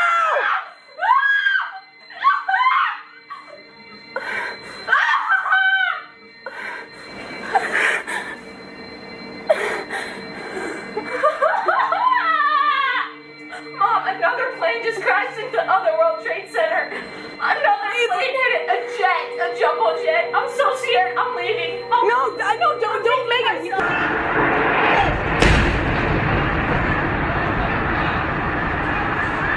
Holy shit, Martin. Oh! That's the other building. That's terrorist. Other building? That's terrorist, bro. That's fucking terrorist. Holy shit! Oh my god. That's terrorist, bro. They just shut another. Did you get that? I zoomed out on it. President Kennedy rejected Northwoods, and that is the only reason it did not happen. So, to suggest that our own government wouldn't stage a public tragedy with alleged hijacked planes in order to justify, quote, U.S. military intervention in a country the CIA was already running missions in is an indefensible position. They quite literally were one signature away from doing exactly that in 1962 in writing, a hauntingly similar to 9/11 incident born out of a program that had nearly the entire government on board, essentially mimicking the very event that, as predicted, made us beg for war in the Middle East, that gave the CIA the full military intervention they were lobbying for before the September 11th attacks. Mimicking it, in my opinion, right down to the painted drone planes. Because I noticed something going through the immediate coverage and home videos of September 11th. Nearly every single early eyewitness refers to those planes as 737s or smaller, not 767s as stated in the official narrative. I just witnessed a plane that appeared to be cruising slightly lower than normal altitude over New York City, and it appears to have crashed into, I don't know which tower it is, but it hit directly in the middle of one of the World Trade Center towers. Sean, what kind of plane? Was it a small plane, a jet? It was a jet. Looked like a two-engine jet, maybe a 737. Can you tell us what kind of an airplane is it? It had to be a 737 and had to hit the World Trade Center. And a 737 hit the World Trade Center. And I was just curious at the same time if that was the aircraft. It just seemed like a smaller plane. I don't think it was anything commercial. A possible 737 jet may have crashed into World Trade Center Tower number 1. This just happened, folks. You're looking live. A plane, possibly a 737 jet, hit Tower 1 of the World Trade Center in the financial district. I just heard somebody say that they thought it was a 737 that went through the building. It's speculated that the plane is as big as a 737. Not a big plane like an airliner, but not a tiny propeller plane either. A small jet plane. Now I was told the 737 jet hit the building all the way up. The flames are still coming out of the Trade Center on the top. Yeah, it was a jet, a small jet, like a private jet or something. Also, more eyewitnesses saying they saw a small commuter plane crash into the building. Right now we're getting information, Al, that it was a small commuter plane. And the plane looked either like a 737 or an Airbus. 737 or an Airbus. Okay, Yeah. And I understand you're an airplane aficionado? Yeah. Some reports are that it was a small commuter plane. It was a plane? It was definitely a plane? They said a 737 plane.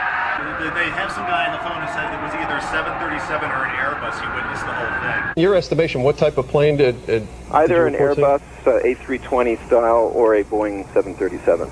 Were many people in the building? Oh, another one just hit. Something else just hit. A very. How's the 737 went right in? As I was walking down Fifth Avenue, which is close to our studios, and I heard a jet, perhaps a 737 or a small Airbus. Did you see a 747? It was a 737. 737. Some guy standing next to me said, "Oh my God, that was like a Learjet that just hit it." Did you just see that? I mean, it was a 737. The guy just took a 737 and he flew it right into the building. Flew it up. It was a small commercial aircraft, like a small Airbus or a 737 Boeing. One was hit by an aircraft. Some witnesses saying it was a 727 or 737. That's obviously designed to do considerable damage to those buildings on this day when we're holding a primary election in New York City. Now, I would imagine... Ollie? Jim, what you're saying could be a drone aircraft. That's an aircraft that's guided electronically to its target without having a pilot. Now, that is a possibility as well. It's a 737, we're now being told. That is clearly, from the indications I'm looking at, is a small jet, small airliner-sized jet. Looks to me either an A320 or a 737 size airplane. Looked like a Boeing 737. The reports that suggested it was perhaps a 737. It looks to me a small, commercial plane, the first plane that I saw, a commercial airline, a mid-size, not a jumbo jet. I'm just getting messaged from one of our employees here at MSNBC whose husband, and we hope to get him on the phone, saw this. He said it looked to him like it was a 737. My guess is what we saw there was an A320. That's just my guess. Didn't seem like a big passenger jet. It was a smaller type plane. It definitely did not look like a commercial plane. I didn't see any windows on the side. Those could be cargo planes. We were en route to the scene, and an airplane passed over our head from south to north, and this was a Boeing 737 aircraft. I saw it for a fraction of a second, but it appeared to me to be a 737 would be the most likely candidate. Yeah, that certainly is what it looked like. The first plane appeared to be a 737. The plane we saw, absent any perspective, seemed to be a smaller plane. Let us go to Richard Thompson on the telephone. He is a licensed pilot, and he witnessed this. It was a small business jet of some type. The engine configuration looked like it was a 737. What's reported, at least, as a 737 type size airplane. The second plane hit the Tower 2. Looked like a 737. Some witnesses saying that they saw one of the planes, I believe the DC-3, or maybe it was a smaller plane. I think it was a smaller plane. They compared it to the size of a shuttle, like the Boston or Washington shuttle. Was it a large aircraft? It looked fairly large. I didn't think it looked as large as I'm hearing it probably was. I thought it was a small jet. It sounds like maybe it was larger than I thought. Well, but you were the eyewitness. I mean, that's not just a few people. That's damn near everybody. Even going so far as to argue people down who so much as even suggest a 747. Furthermore, we even have some channels caught trying to hide these statements, such as the official CBS YouTube editing out yet another eyewitness account here. Yes, that was definitely looked like it was on purpose. You saw a plane? Yes, I just saw a plane go into the building. Why do you say that was definitely on purpose? Because it just flew straight into it. Looks like it's about, I would say 15 floors lower than the first building. Nose to cut? Of course you didn't. That's the point. Now let's listen to the full broadcast. You saw a plane? Yes, I just saw a plane go into the building. Why do you say that was definitely on purpose? Because it just flew straight into it. It didn't look like it was, and it didn't look like a commercial jet. It was a smaller plane. It was definitely a smaller plane. Can you characterize the scene down there right now for us? Now, on the... Yeah, as you can look down to the street? Yes. From your vantage point?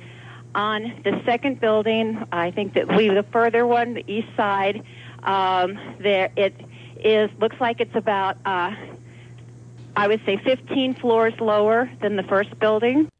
The entire statement left in full, except the part where she says it was a smaller plane. Clearly, someone made the decision to edit this out. So I decided to take it a step further. Step 1, create a scale. Using the typical floor plans of Tower 1, I set the scale at 207 feet 2 inches. This line right here represents the alleged hijacked 767's overall length, and this range right here represents the size of the plane cited by nearly every eyewitness. I then gathered as many clear, straight-on shots of Flight 175 hitting the South Tower as I could find, stopping each one as close as possible to the tower for maximum accuracy. As you can see here, this set of shots covers the full spectrum, from slightly south to slightly north. Due to the angle that Flight 175 hits Tower 2, the shots taken from the southeast perspective will scale the plane as slightly larger than it actually is due to two variables: the plane being closer than the building, and due to the angle lining up more straight with the plane, but not with the tower from which we're setting the scale off of. As you'll observe, even with these variables in its favor, Flight 175 still scales short of the proposed 767. Conversely, the shots from the northeast perspective will show it slightly shorter. There's one, and there's two, both scaling to a 737. And finally, an angle with as close on of a shot as there is, also scaling to a large 737. Running the gamut and showing that every last one scales shorter than the 767 they claim it is. The planes that hit the Twin Towers were not the ones that were hijacked. We know they look like the ones that were hijacked. An American Airlines jet hit the tower. I know about planes. No, United. It was the United. It was the United. It was the United airplane that just crashed right into it. An aircraft at Eglin Air Force Base would be painted and numbered as an exact duplicate for a civil registered aircraft, straight from our own government's writings. And of course they were drones. They hit their target dead on. You're telling me that alleged hijackers with minimal flight training, who supposedly could barely fly Cessnas, were able to perfectly navigate full-size passenger jets 100 miles off course without help from a tower and hit their targets dead on 3 times? There is no way. Which brings us back to Amalgam Virgo. Because if you were going to orchestrate a false flag the level of Operation Northwoods or 9/11, you would need drive runs. Bush said he was formulating a plan to take out Al-Qaeda once and for all that they, quote, developed over the spring and summer. Coincidentally, the same time this simulation is set up. A much-needed dry run. Even if the majority of people involved have no idea it's for a real event, you still need to be able to conduct a high-end run-through. And that's what NORAD seems to have done just 3 months before it happened. Here is the PDF of the earlier mentioned Amalgam Virgo, again, with a picture of Osama bin Laden preparing to use drone planes to commit a terrorist act. This fictional drone plane attack is also taking place not in an overseas embassy, not on a ship, not on a military base, but on a U.S. city. And as you scroll down, you will observe the chilling similarities, as nearly every mock-up shows a drone plane flying over a body of water towards the city. When you get to page 22 in the corner, you have a drone next to a city with what looks like exploding skyscrapers. Page 23, the same thing. And to top even that off, you finally have the track synopsis on page 31. If you come to the bottom corner, it states that the UAVs, or drones, are color-coded red. And what are the 2 UAVs on this map? 9 and 11, with 9 circled with dots. And what's the highlighted UAV 9's time frame? 8:30 to 9:30 local, the exact time both planes hit the towers, 8:46 and 9:03. I'm sure that's just a coincidence, though, that NORAD conducted a simulation of Osama bin Laden flying drone planes into buildings, with the first two drone designations being 9 and 11, with the attached exact time designation window only 3 months before. Definitely just a coincidence. And again, these are their own documents. The events of 9/11 have been covered by 10,000 journalists since it's happened. Surely some of them must have read the Amalgam Virgo PDF. Or what about the, quote, official investigation? Speaking of such, might also surprise you to find out that the FBI director at the time of 9/11 was none other than Robert Mueller, who was appointed just 1 week before the attacks, who then conducted an investigation that went on for years and led nowhere. Sound familiar? That investigation, by the way, or should I say, the FBI investigation into the September 11th attacks, is codenamed PENTBOMB, short for Pentagon Twin Towers Bombing Investigation. Not Twin Towers hijacking investigation, not Twin Towers jet fuel investigation, Twin Towers bombing investigation. Bomb. Robert Mueller was also one of the main voices behind the now proven false declaration of weapons of mass destruction in Iraq. I am concerned always about the threat of WMD attack on the United States. Our particular concern is that Saddam Hussein may supply terrorists with biological, chemical, or radiological material. Even worse than Mueller was another familiar name, one James Clapper, who, as the director of NIMA, the National Imagery and Mapping Agency, was the main person tasked with analysis of Iraqi satellite imagery to determine whether or not WMD sites existed. NIMA claimed to have located more than 950 WMD sites, which went on to serve as key evidence behind the WMD lie.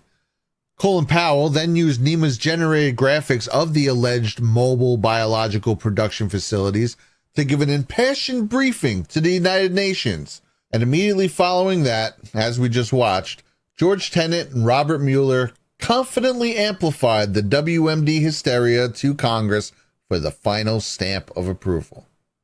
1 month later, we invaded Iraq.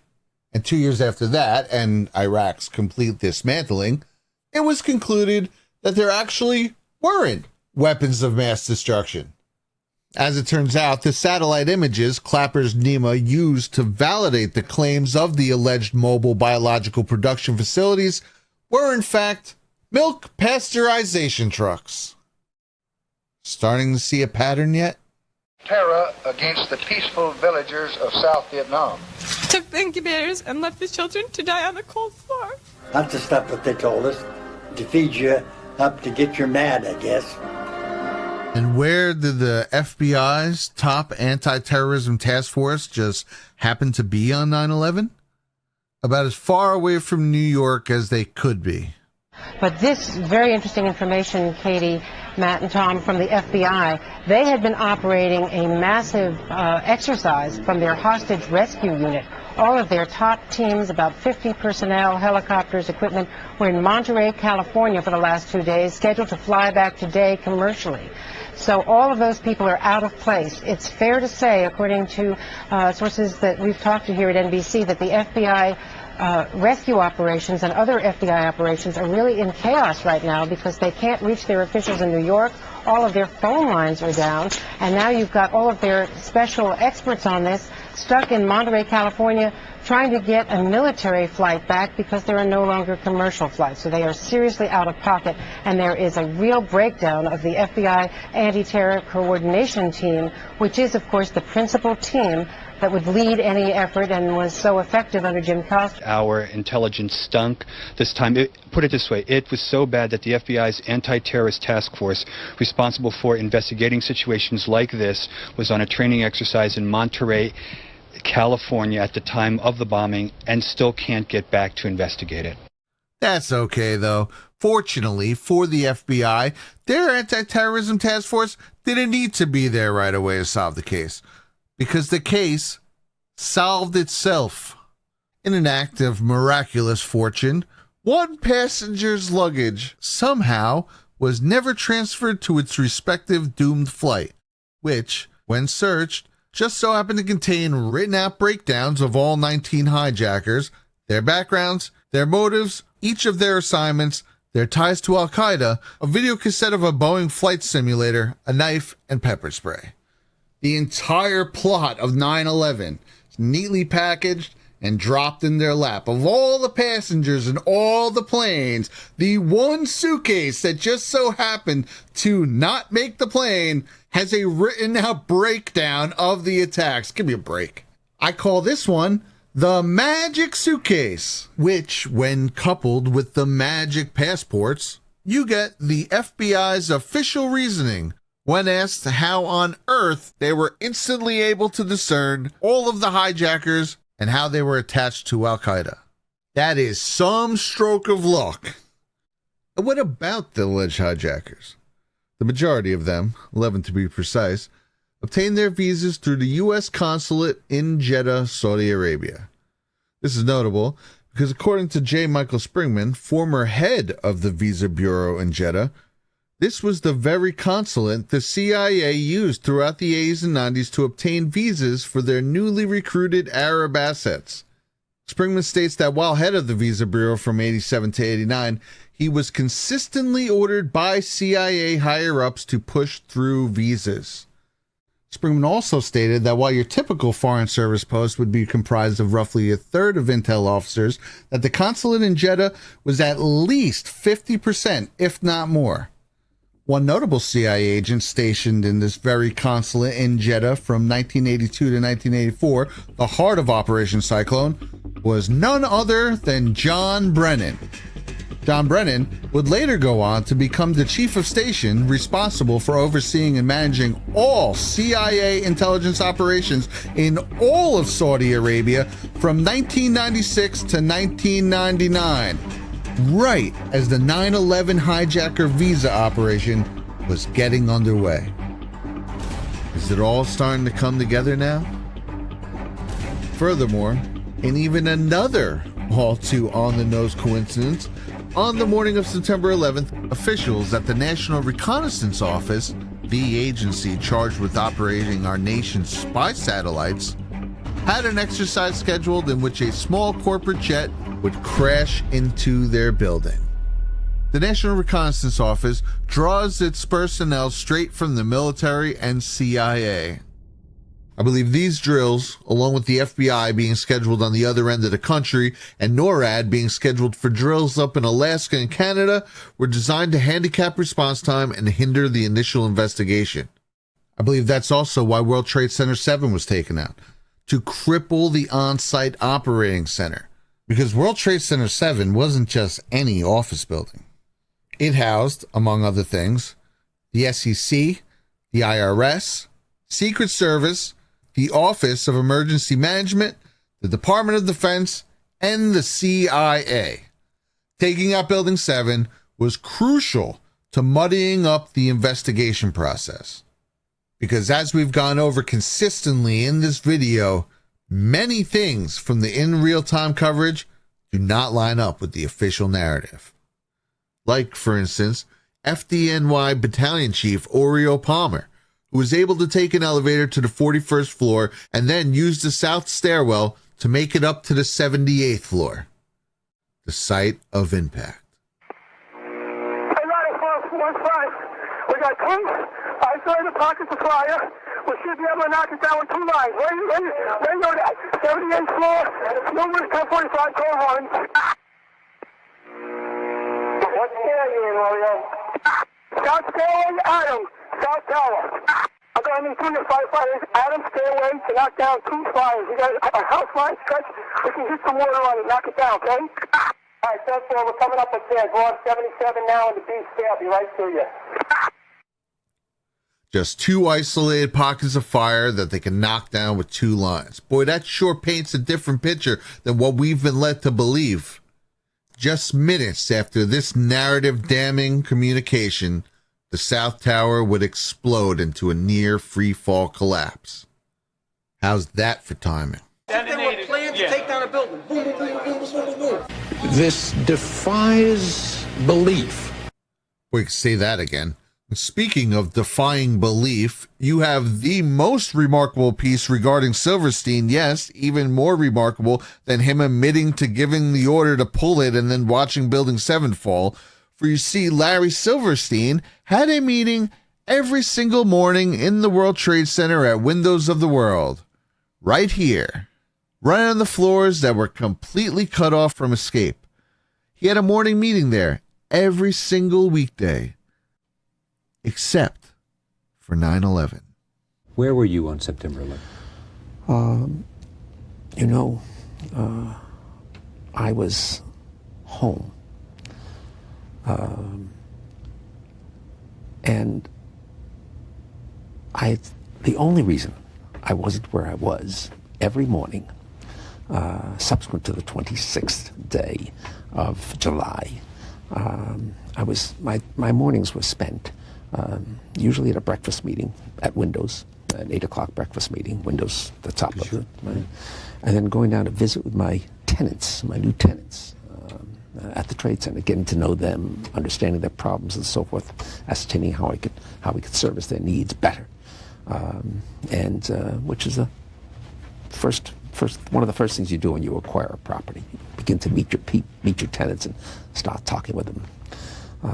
And so my mornings were spent at the Trade Center, and then by noon I was back uptown. And so that particular morning, because I have light-colored hair and fair skin, and I'm an annuity to the dermatologist, my wife, God bless her, had made an appointment for me at the doctor. And I remember dressing to go to the doctor. I'm finally saying to my wife, I said, sweetheart, I've got so much to do downtown. I got to cancel this. I've got to go downtown. And she said, you're not going to cancel this appointment. You're going to the dermatologist. And, having been married now to the same woman for 46 years, you get this sense of determination on occasion, their voices. And I said, okay, yes, dear, I'll go. And then just minutes later, received a telephone call to turn on a television set and witnessed this horrendous circumstance. The first plane hitting, and then the second plane hitting. Of course, with the second hit, it became obvious that this was terrorism. But thereafter was absolute hell. Well, what are the odds of that? It's also of note that in May of 2001, the Port Authority lost their lawsuit against former insurers to have them foot the bill for the hundreds of millions of dollars it was going to cost to remove asbestos from the World Trade Center complex. Nevertheless, Larry, who already owned World Trade Center 7, still worked to beat out Vornado for it, knowing that this asbestos price tag would lie on him.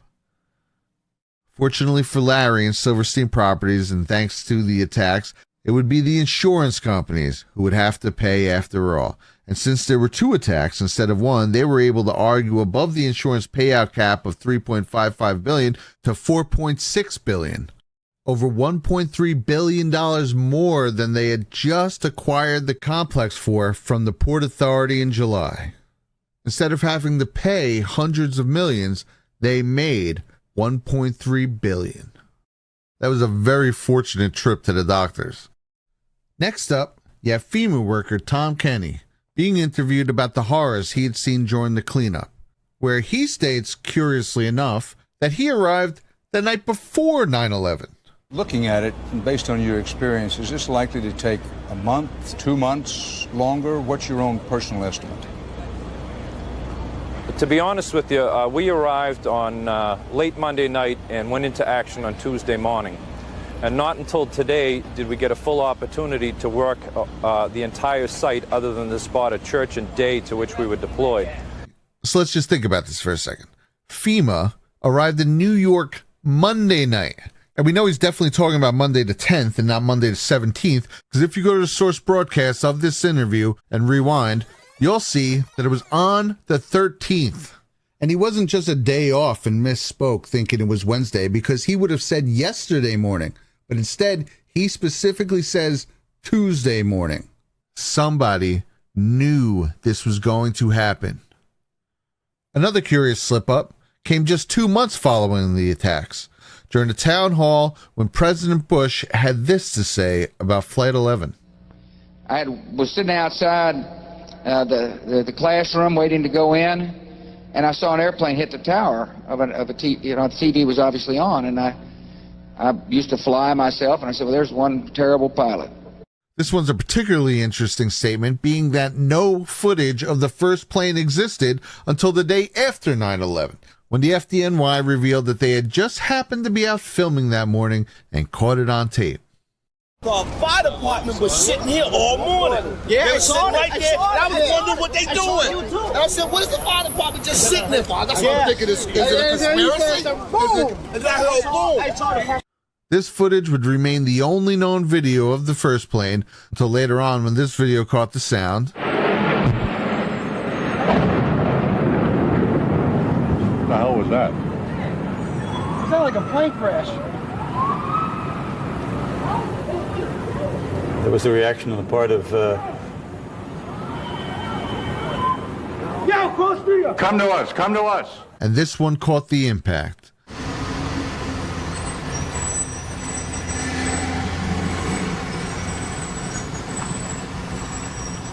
To this day, these three videos along with these three pictures are the only recorded footage of the alleged Flight 11. So, it would have been impossible for Bush to, quote, have seen the first plane on TV before entering the classroom. And what happened right after September 11th? They signed the Patriot Act, taking away everyone's privacy. The Patriot Act is often presented as a bill created urgently in the response to 9/11, much like the hunt for bin Laden or the U.S. in Afghanistan. But this is also not the case. The Patriot Act was actually mostly drafted already by Joe Biden in 1994. Right after 1994, and you can ask the Attorney General this because I got a call when he introduced the Patriot Act. He said, Joe, I'm introducing the act basically as you wrote it in 1994. It was defeated then not by any liberals. It was defeated then by the folks who were worried that we'd have the Minutemen would get in trouble, by the Mr. Barrs of the world who were worried about the right wing, not anything else. So just that has nothing to do with you all, but just to set the record straight. Almost the same thing that got passed, the Patriot Act, was introduced by me in 1994. It wasn't able to pass. This time, however, it went through with not even a second thought. It's interesting because all these things were sold as knee-jerk byfactors of the attacks on September 11th.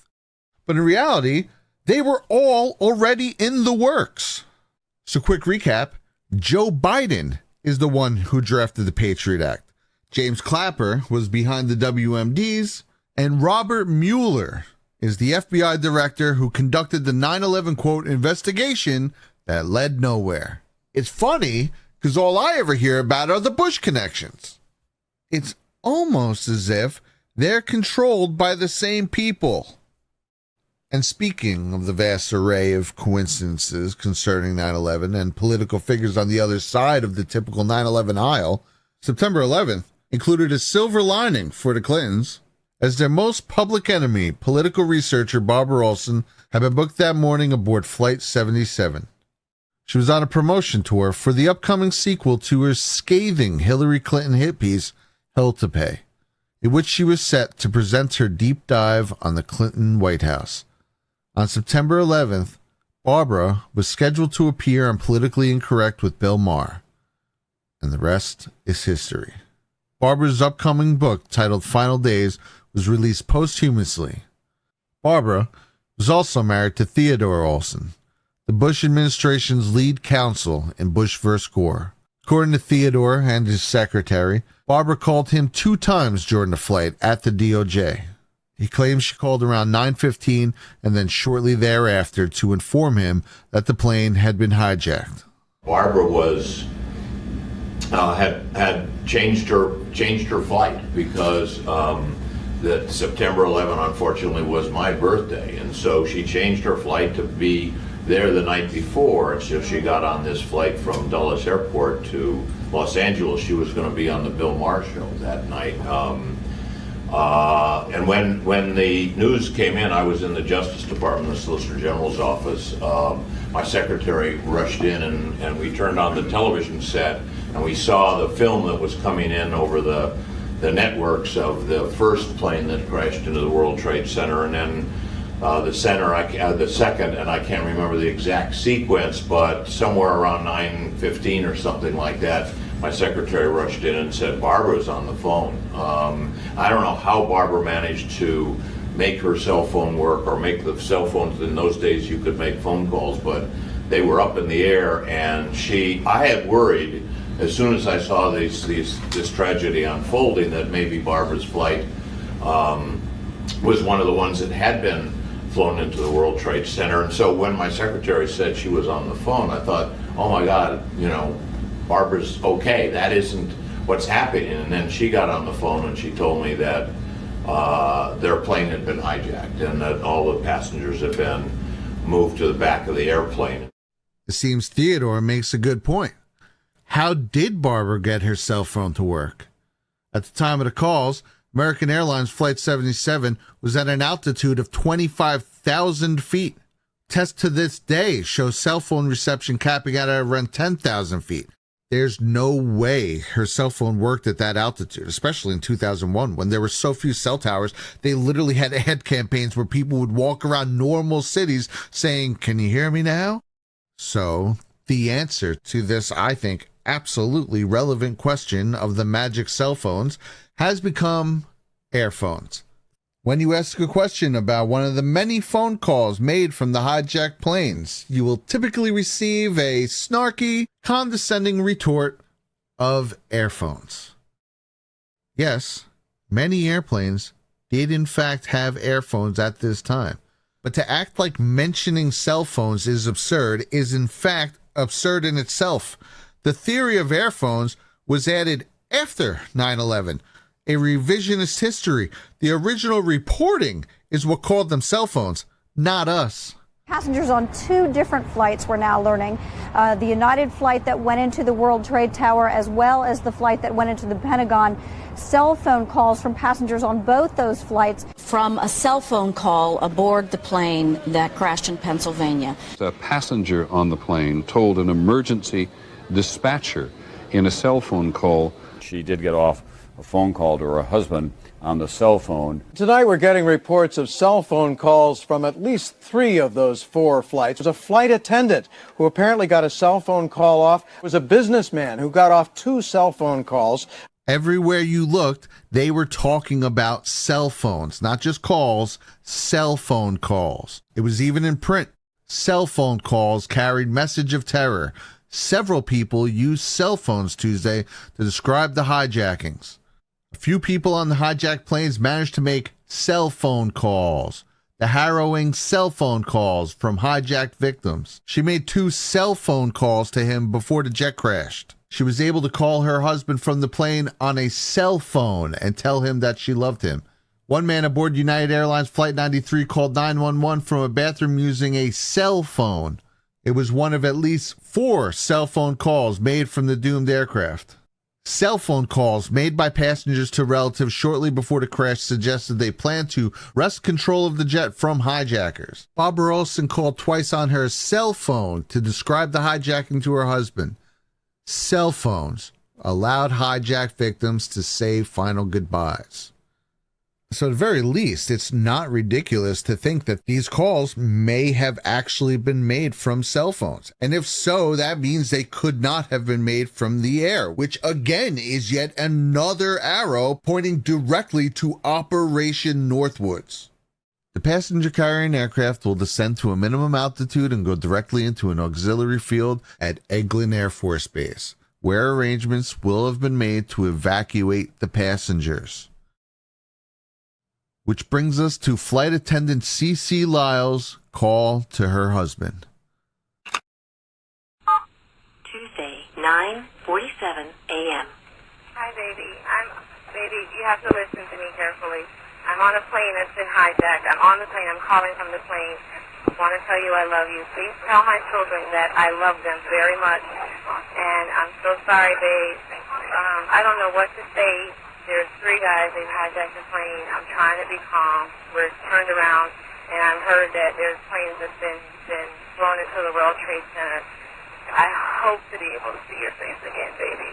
I love you. Bye.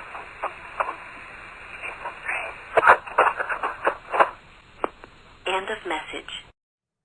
It's a frame after telling him to listen carefully.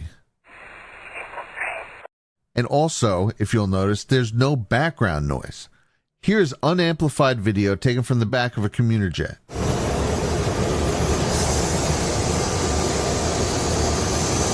Now here's Cece's call. Tuesday, 9:47 a.m. Hi, baby. Baby, you have to listen to me carefully. Nothing. The tape hiss from her husband's answering machine is louder than her background. This call was also from Cece's cell phone. It was about like 9:30. I guess that's when the call started. Then I guess I didn't answer the phone until the last time she called, which was, I think it was like 9:51 or something to that. It was towards almost close to 10 o'clock by that time. And then that's when I get the phone call from her, and I actually had a chance to speak with her. Once the phone got disconnected, then I sat up in the bed because I did all this laying down. I sat up in the bed it was like I just woke up. I'm like, was that a real call? So I looked at the caller ID and noticed that it was a call, and it was from her cell phone. And I'm like, okay, wait a minute. How can she call me from on the plane from a cell phone? Because cell phones don't work on the plane.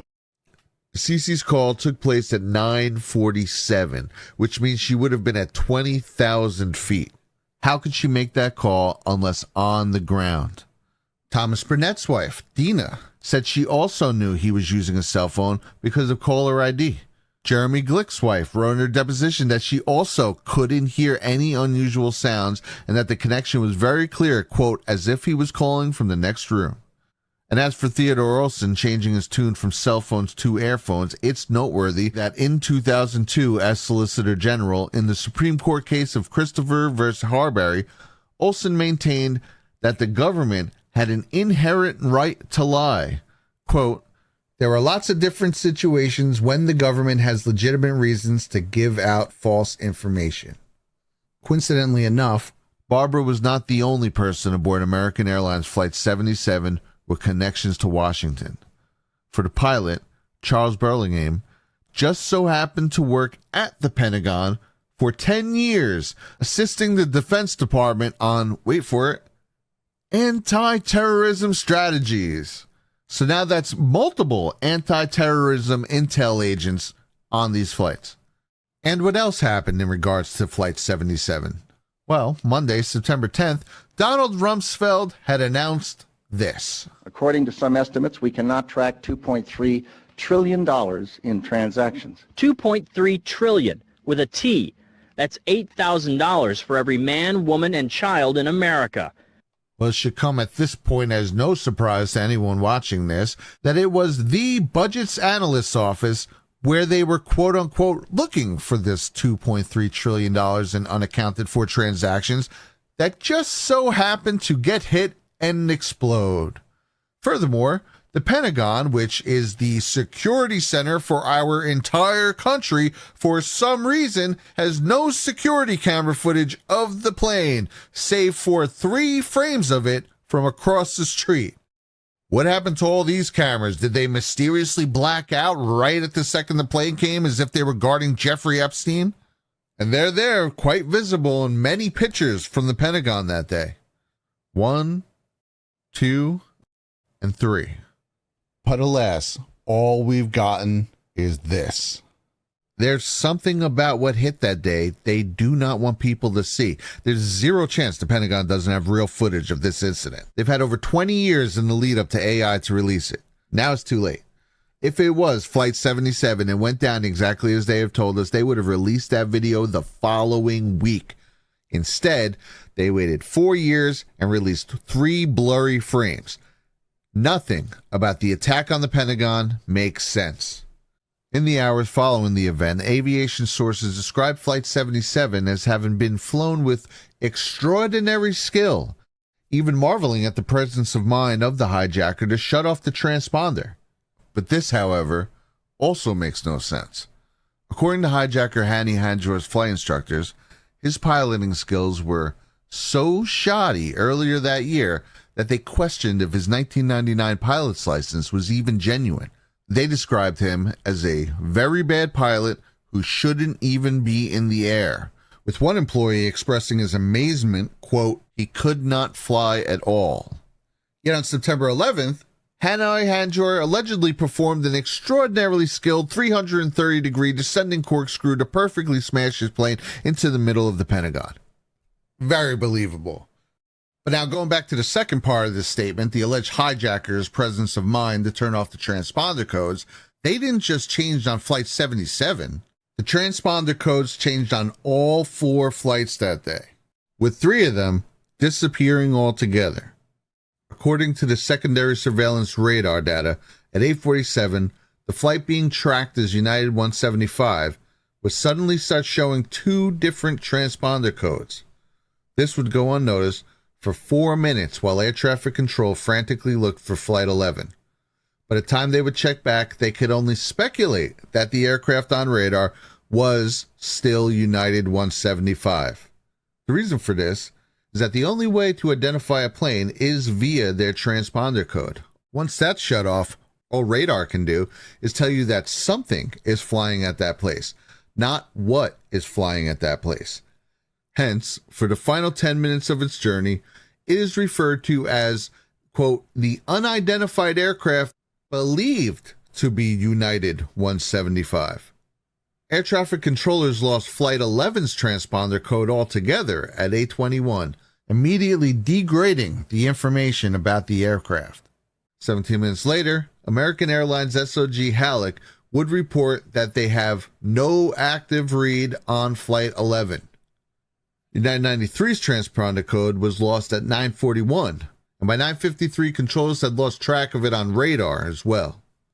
And as for Flight 77, air traffic control lost anything on radar even resembling American Airlines 77 for 29 minutes after its transponder code also disappeared. Until an object on radar going in the complete opposite direction with no transponder code was tracked under the assumption that it was Flight 77, right into the Pentagon. It was during the same time frame of the lost Flight 77 that reports started coming in from the FAA to NORAD that American Airlines Flight 11 had been spotted still in the air, headed towards Washington, 35 minutes after it allegedly struck Tower 1, leading the FAA to state that it was evidently another aircraft that hit the tower. Takeoff times of the drone aircraft and the actual aircraft will be scheduled to allow a rendezvous where the drone aircraft will continue to fly the filed flight plan. Operation Northwoods. Another often overlooked factor is that Hani Hanjour's 2 alleged counterparts on Flight 77, Nawaf Al-Hamzi and Khalid Al-Midhar, actively rented rooms in the lead-up to 9/11 from an anti-terrorism FBI informant. Just a minor detail that also seems to be missing from the yearly fluff pieces all the major networks put out on September 11th. And finally, the impact zone also makes no sense. On one hand, the wings are reported to have mostly disintegrated on impact, as before the roof collapses, there appears to only be a singular hole. Yet at the same time, we're expected to believe the fuselage somehow managed to plow through the equivalent of not 1, not 2, but 3 full rings of the Pentagon, opening up a hole in Corridor C. How could a plane that we already went over is like paper to steel have gone through 3 full buildings, essentially? Thick reinforced concrete walls. Here, footage of a plane being smashed into a concrete wall at even higher speeds. Now, the single wall is thicker and the plane is smaller, so it's not an exact 1-to-1, but the thought of a regular 757 going through 3 whole buildings feels hard to believe after watching this. At least absent some sort of explosive materials on board.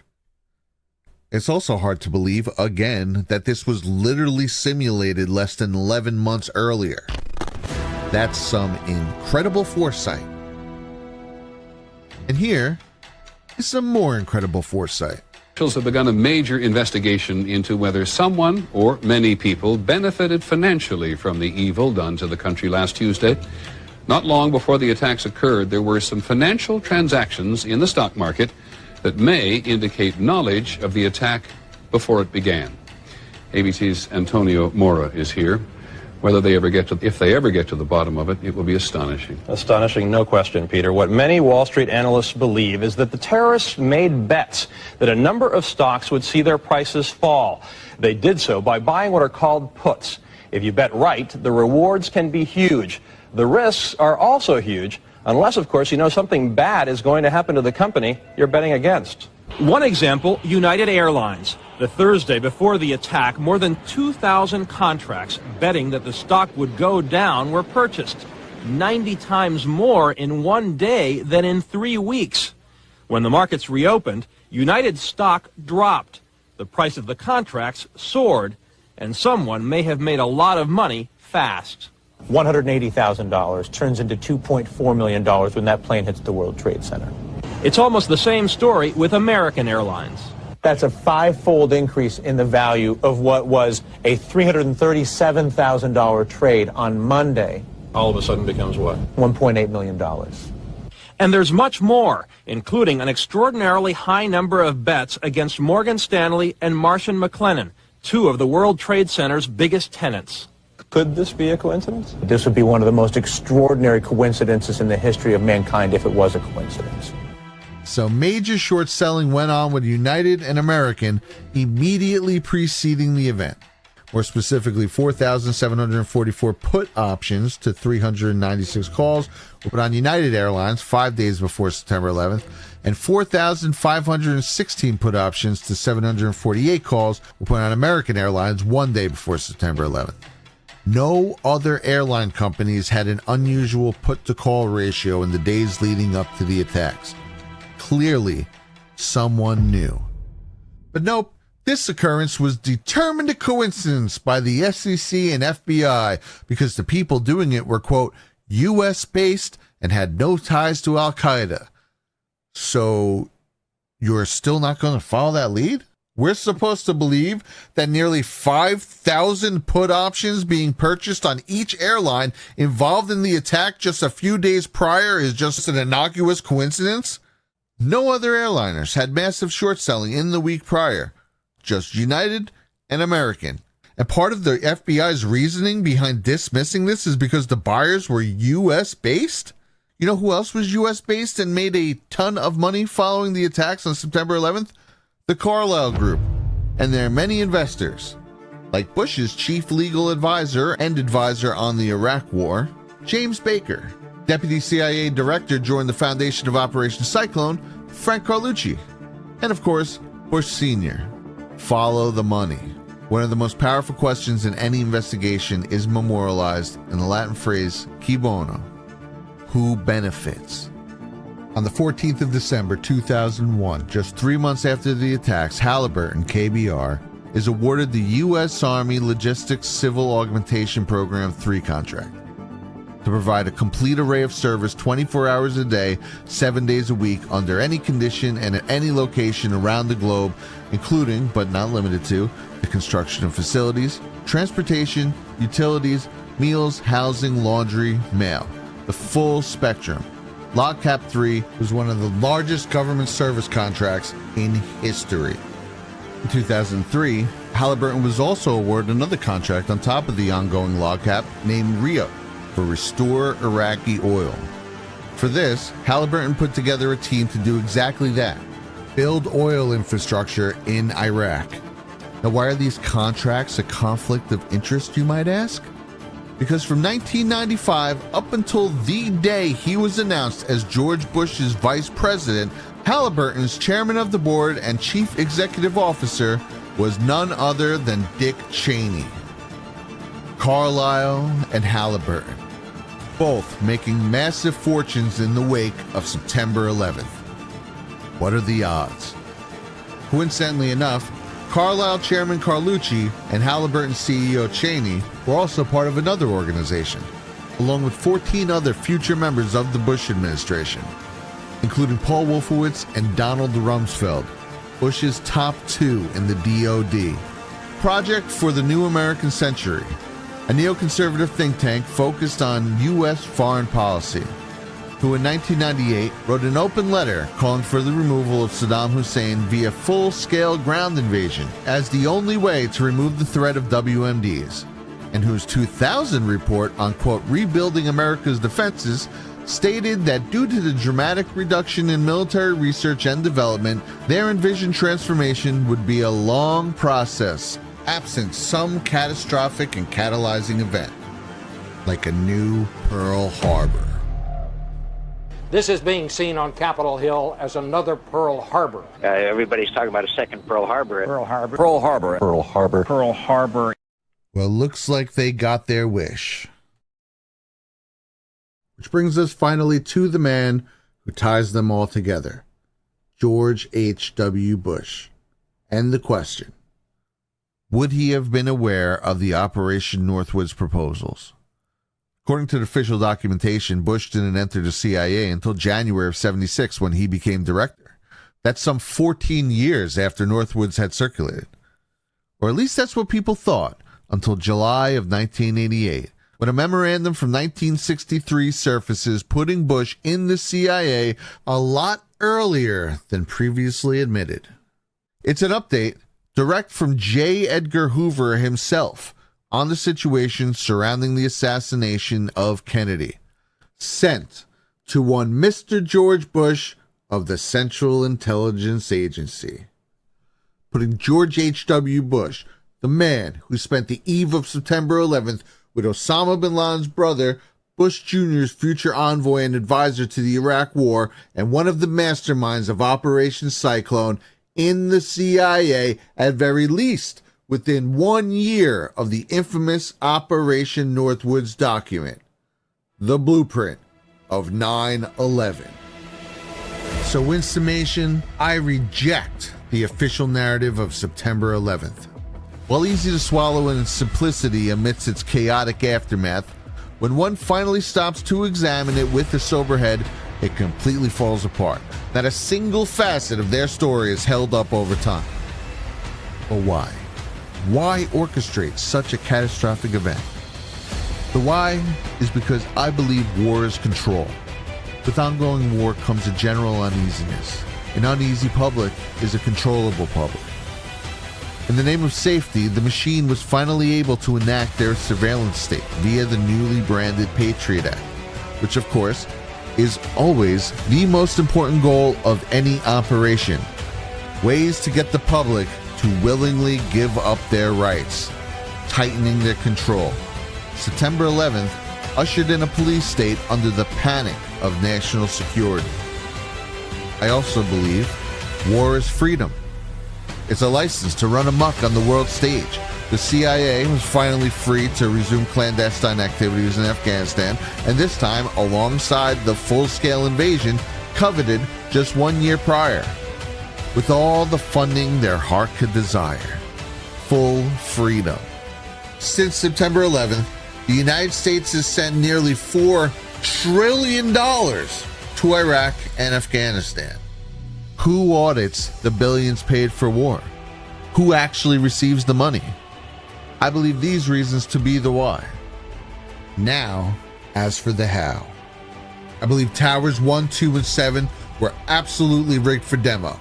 I believe their free fall pulverization into dust specifically mimics the high-rise implosion technique that typically employs the explosive gelatin, which just so happens to be the name of the group who worked on the B thing, followed by the E team, pictured standing nearly in the exact same spot the first plane hits, next to 100 fuse casing boxes. I believe the Pentagon mass casualty event in Amalgam Virgo with dry runs, with Operation Northwoods being the blueprint. I believe the hijackings were staged by a combination of Operation Cyclone assets and insider passengers from our intel communities and abroad, knowing full well they would never be able to be seen in public again. I believe the planes were landed and the passengers forced under duress to call loved ones, which is why their cell phones were. I believe that while that went on, 737 drone planes painted as exact replicas of the hijacked airliners were remote piloted into Tower 1 and Tower 2, and that after waiting a nominal period of time, both buildings were then intentionally brought down by the aforementioned pre-placed dynamite. These are the reasons I no longer believe the official narrative surrounding 9/11. There were too many moving parts and too many cameras rolling, and far too many details that don't line up. Nothing has aged worse than September 11th. A false flag that will live in infamy.